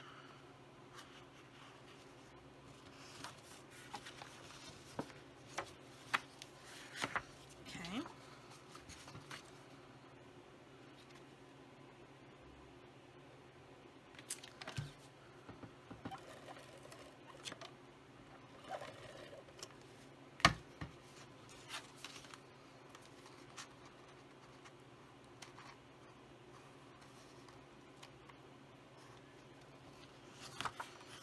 Okay, and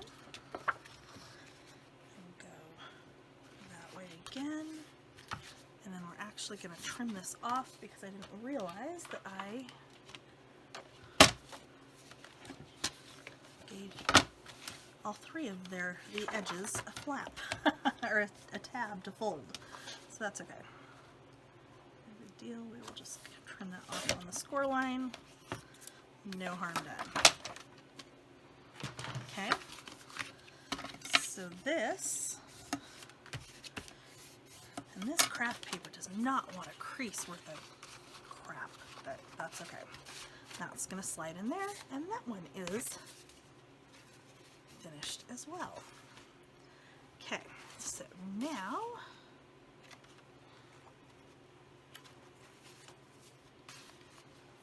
let's go with our next one.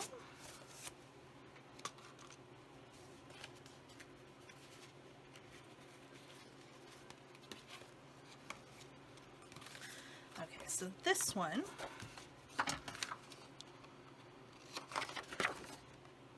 miter those corners again, and then run our adhesive,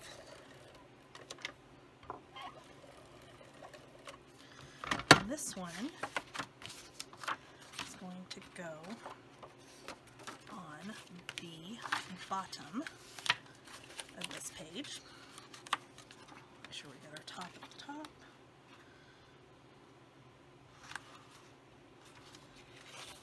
Okay. And that's going to go like that. And the other two flaps are going to go side by side at the top.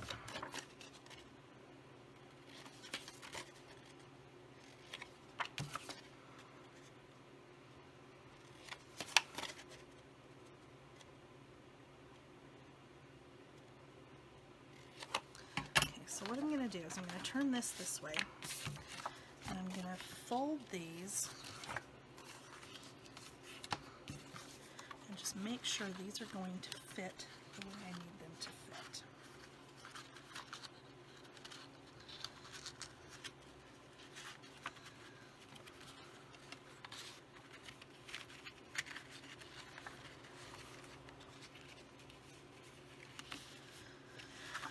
Looks like we're good, so I'm going to put adhesive on the back side of this flap.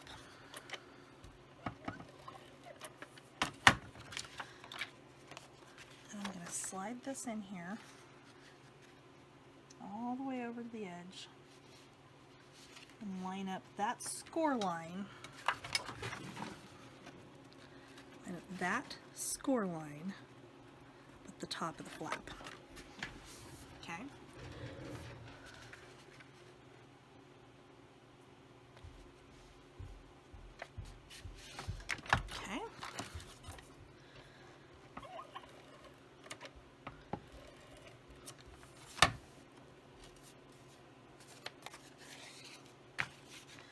We'll do the same thing on this side.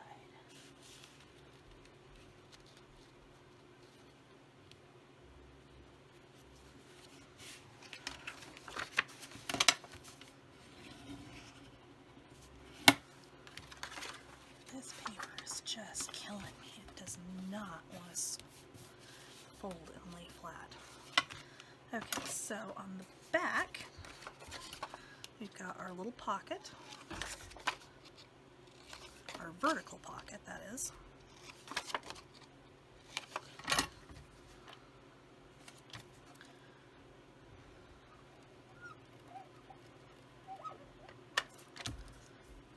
Put the adhesive there.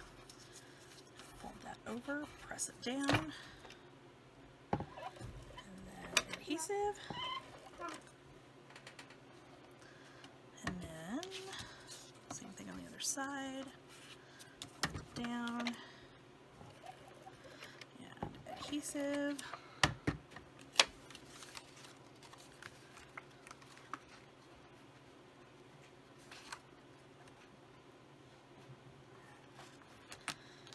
line that up there, and I actually just messed that up because the flaps needed to go underneath, but you know what? We're just going to kind of change the plan a little bit, and we're going to put them on this other side, which will work just fine because we can actually put that flap on the inside. Okay, let's miter the corners.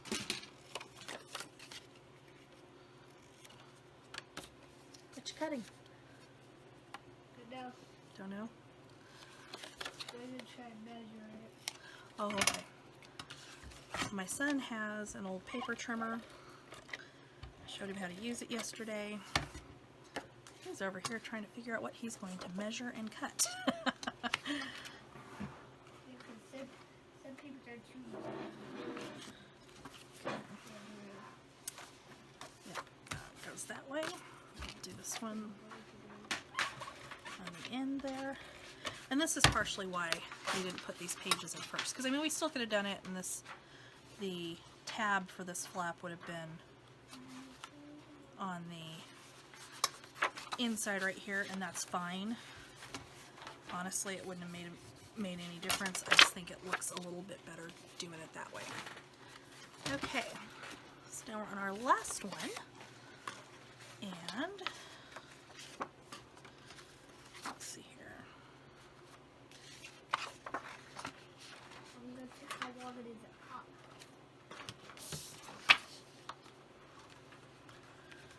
Okay, so I think on this one, what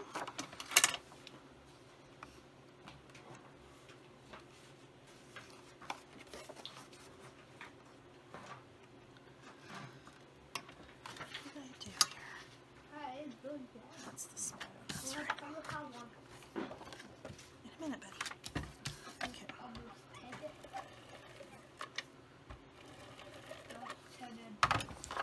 Okay.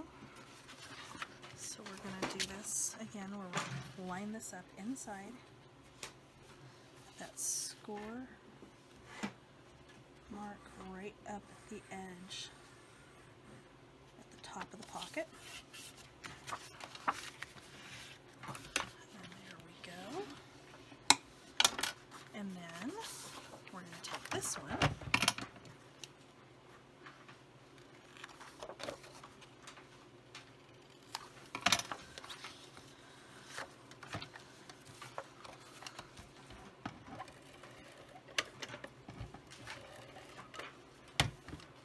and this one's going to come in from the side.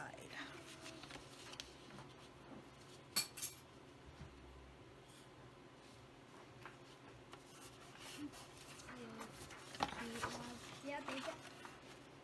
Yeah. Okay. Alright, and then the back of this one, I have this flap that's actually smaller than the page. And what I was envisioning for this was to kind of put this off center like that. But what I think I'm going to do is I'm going to leave this one off for now, because I most likely am going to mat this, and then I'll put this, I'll cut like a little slit for this flap to fit in, and mat this on here this way. So I'm going to leave this one, set this one aside for right now. And now we can start putting our pages in our book.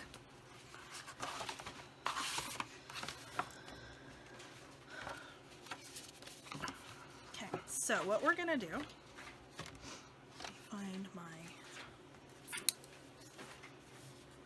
knife here so I can get under there and loosen up that.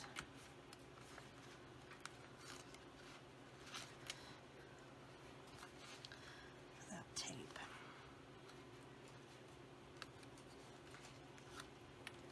Okay. So we're going to find our opening. We're going to put it on here. Like I said, we're not going to go all the way to the bottom.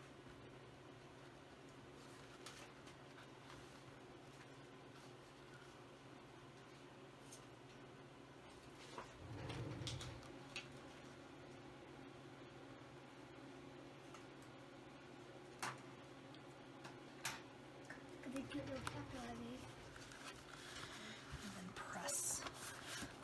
I do have a little bit of tape hanging out there, but that'll be okay. And then we'll just keep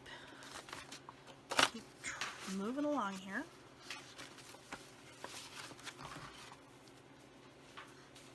Sleeves do not want to stay up today.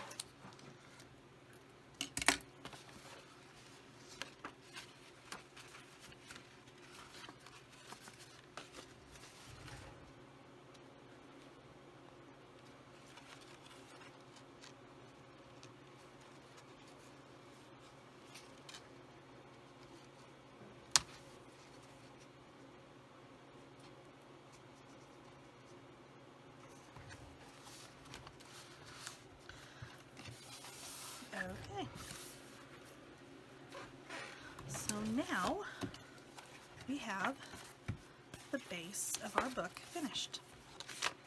Now we just need to mat and decorate, and we'll be all done.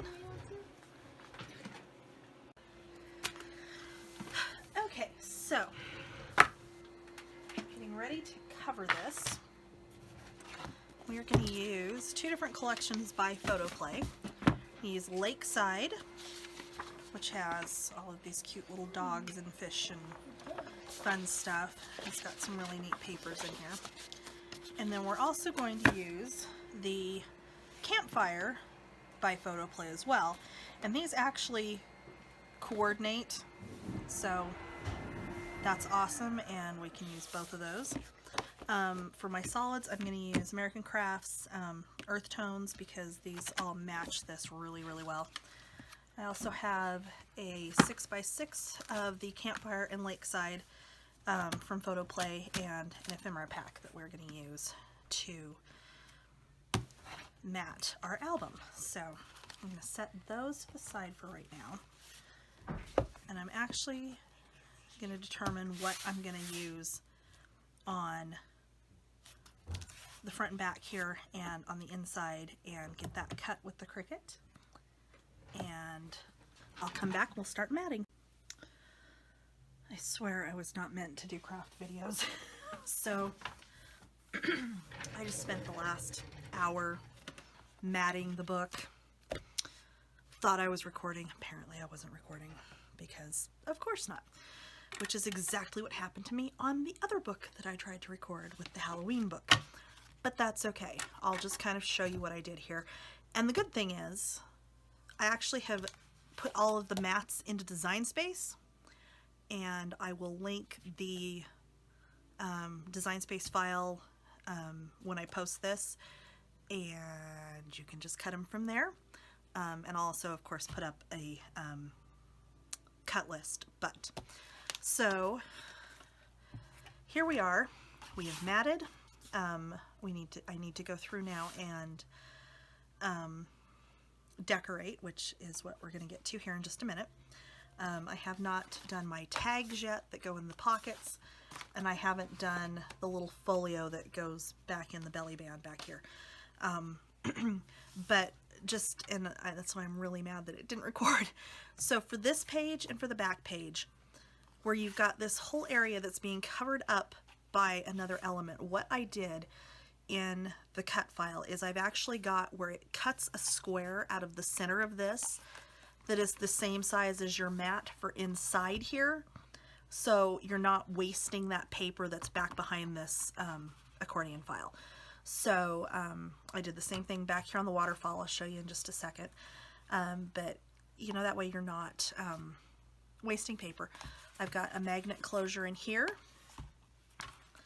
Got this all matted. Got the pockets matted here. I think I'm going to put like a little tie closure on here. I'm not honestly sure, just because it does not want to stay closed for me. I am just not loving this Kraft cardstock from Michaels, and quite honestly I'm probably going to get rid of it after this. Belly band here. Got some more pockets here that we'll do some cut aparts and some photo mats for. Belly band here. This is where this little folio slides in. I have not matted this yet. We will do that here in just a minute. Got that all matted. Got our pocket here and our two little mats or flips there. Got another little flip here. Another little flip here. This one I actually cut a little slit in here, so the tab for this flip is actually underneath this patterned paper right here.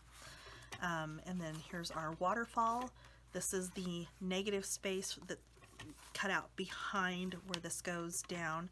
I've got another little magnet closure in there to keep that closed. And then for the Waterfall album itself, I actually used the 6x6 paper pad and cut these down to 4.25 by, or I'm sorry, 4 1/4 by 4 1/4. just because I figured that was probably a better use of the paper than trying to cut these out of the 12 by 12, because you're only going to get 4 of them out of it, and then you're going to have all this extra paper, which I have those in the cut file for the Cricut, and it will move everything around and optimize your paper for you. So really not that big a deal if you did want to cut them that way. Got some paper on the back, put some on the spine. I'm actually going to run I think some baker's twine around this edge, because I don't like the way that rough edge looks. And then of course our trees that we used for the base. I've popped a couple of these up with some foam tape. And there's a little bear on this sticker sheet that I think I'm actually going to use on the front here. And you know, we'll figure something out here in just a minute. But I'm going to set this aside, and I'm going to start working on the mats for this folio. Okay, our folio is 7 1/4 by 5 1/4, so it's the same size as the big mats that are in the book, and there were 15 of this size of mat total. What I did is I cut them all with the Cricut. I set them aside, and I did all of my other smaller mats first, and then went back through and decided which large ones I was going to use in which place. So haven't cut anything for this. So what we're going to do here is I'm actually going to take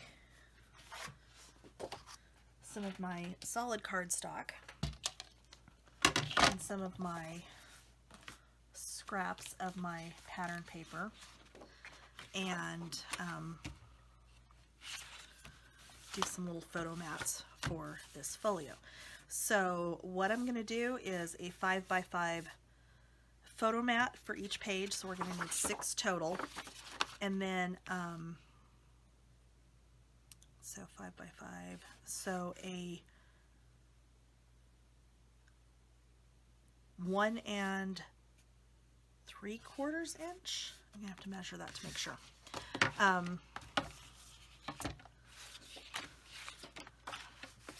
For just of the pattern that's going to go next to it. I know what I'm trying to say. It's been a long morning. Okay, so this is the finished book that we're going to walk through how to put together.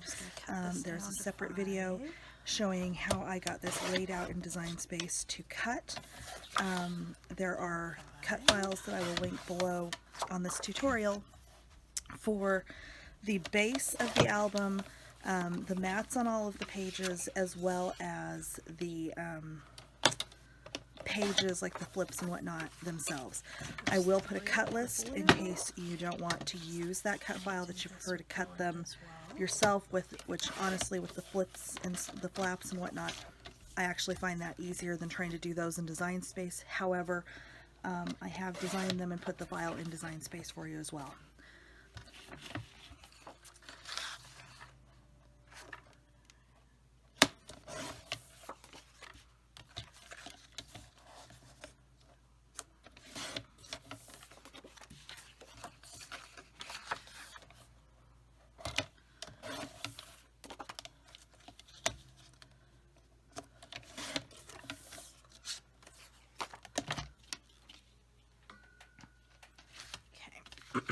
So we're going to have a mat on here like this, and then we're going to have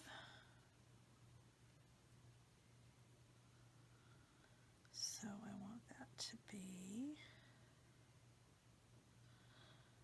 actually I think I want that to be 1 7/8 by 5. So, what I can actually do, let's see if these are, if this is wide enough. I'm going to use some of these. 1 7/8. Ooh, just barely. Oh, that's perfect, because then I get some use out of all of these little top pieces of the scraps from the 6x6 pad, so that's perfect. Oops. Okay, so these are 1 7/8.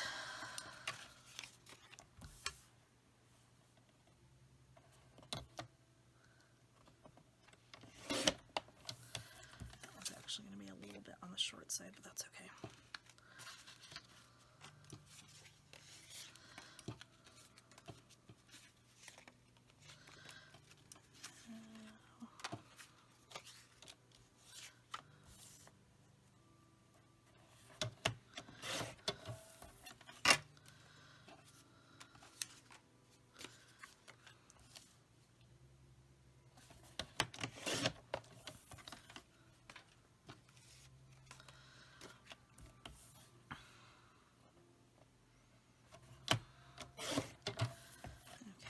I know I've cut more than I need here, but that's okay because we'll probably end up doing this in a couple other places throughout the book. So, other than I didn't cut into length. Is it time for me to stop crafting for today? Yes, yes it is. But that's okay.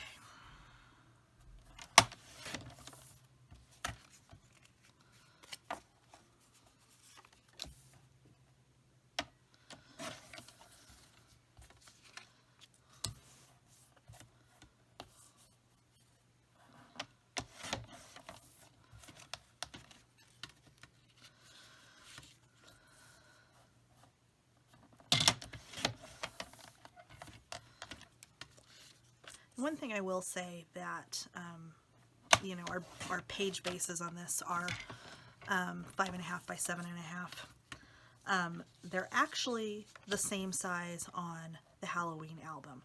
So it's kind of it's actually a pretty good size when you're doing a shaped album to get your base sized where that size page will fit in there. And really, if you can do that, you could do what I've done on the inside of this book on really any shaped album you wanted to. That's perfect. Okay. So let's get some of these in here.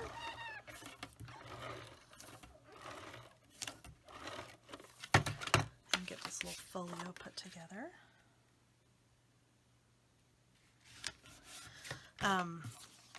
But I know because with and the reason I didn't do the pages shaped as well, I kind of learned from doing the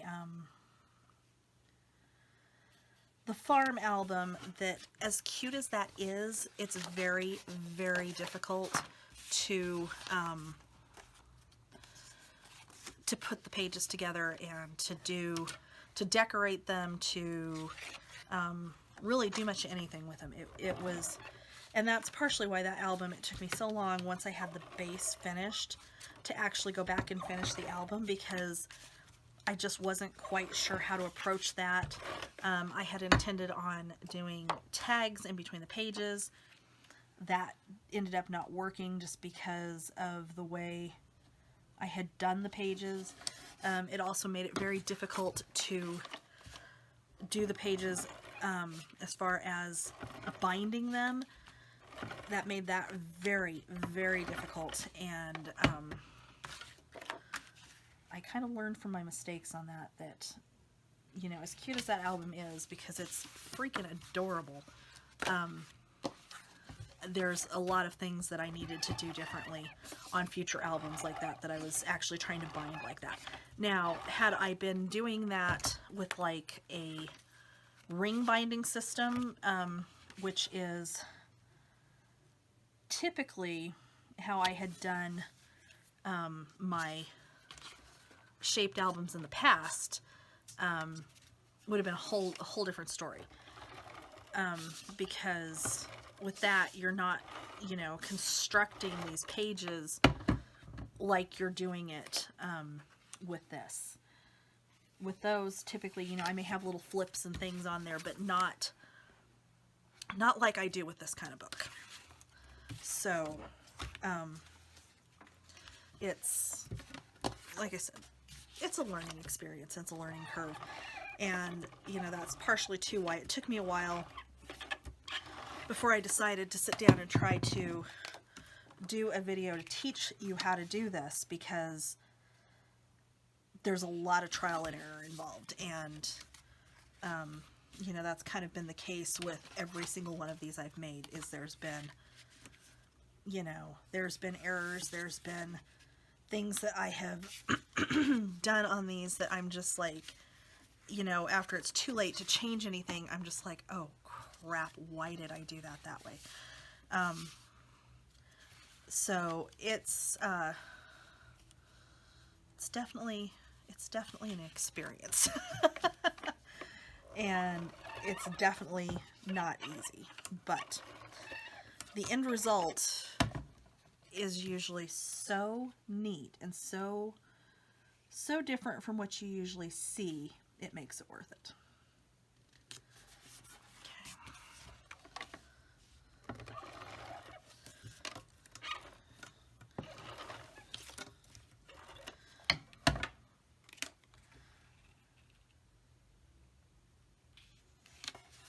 Okay.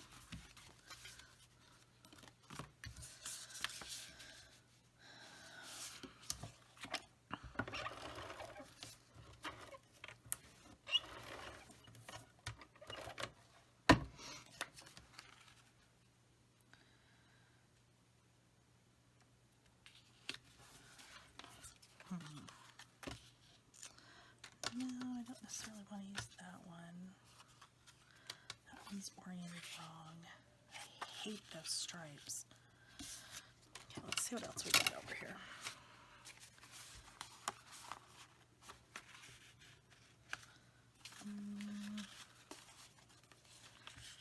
That's not quite the right size, but I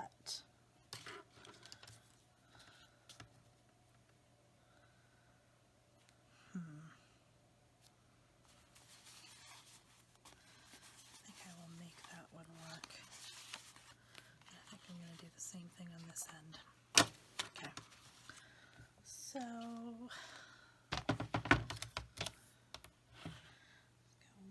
let's go 1 7/8. Just trim off. Oh, no, that's the right one. So what's this one? Oh, that one's smaller, that's why.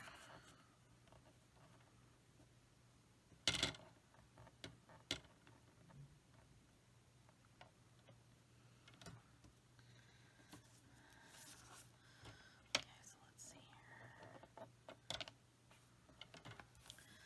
So 1 3/4. And then this one is how big or how tall? Let's see here. 4 1/4. So if it's 5 1/4.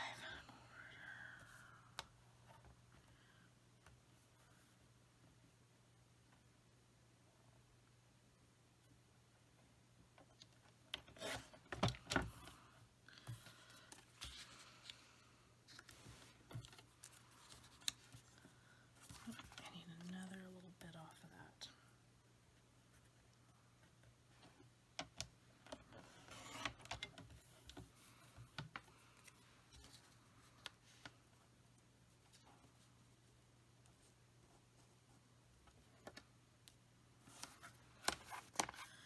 Now maybe we need to go down further.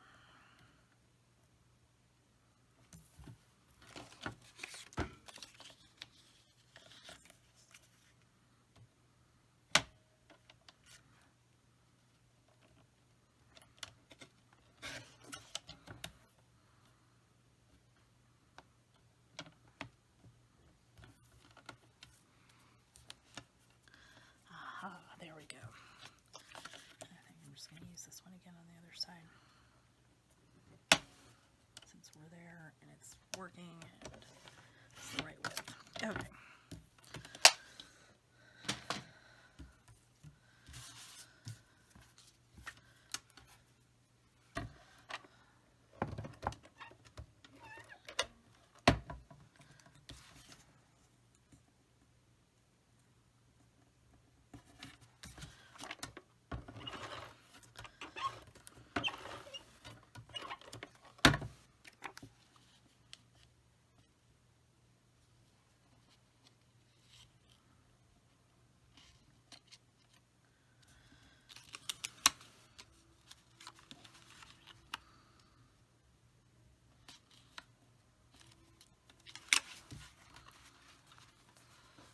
do not want to cooperate today.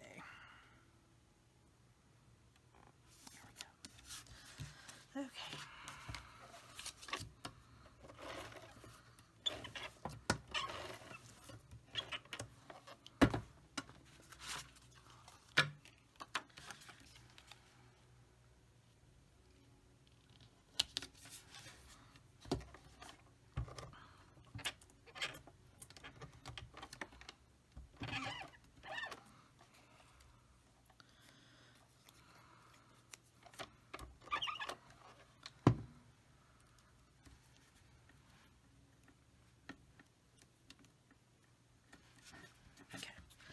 Alright, so there is our little folio that's going to go in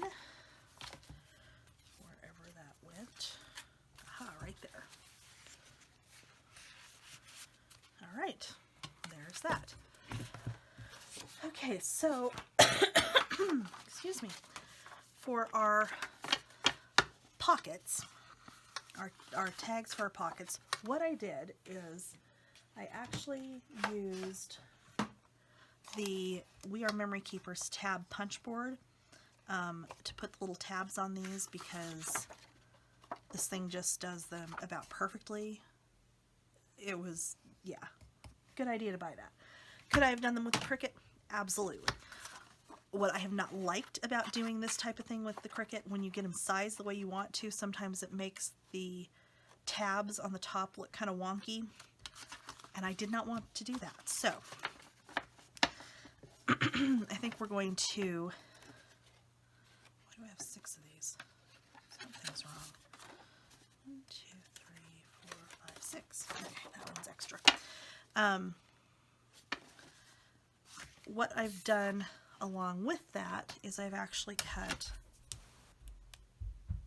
one tab just slightly smaller to kind of mat up here on each of these. And we're basically just going to mat these front back the same way that we did the little folio. And then we can get those inserted into the book. And then we can move on to decorating, which is always, depending on, you know, your mood, it's either the best part or the worst part. Sometimes I get this far and I get stuck, and then things sit for a while without getting decorated until I have some mojo going again. Hopefully today is not one of those days. Otherwise, it might be a while before this gets posted. But I'm going to go ahead and keep matting these tags.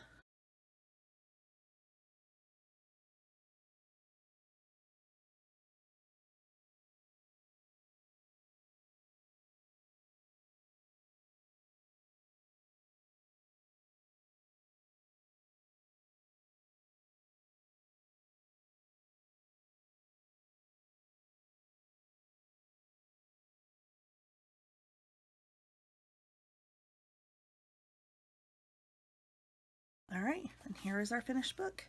I went ahead and did the baker's twine to cover up that raw edge on the chipboard. All I used for that was just the baker's twine, if I could talk, and just art glitter glue. Just ran a bead down one side, pushed that baker's twine down in there, and then just continued, like turned the book and continued on around.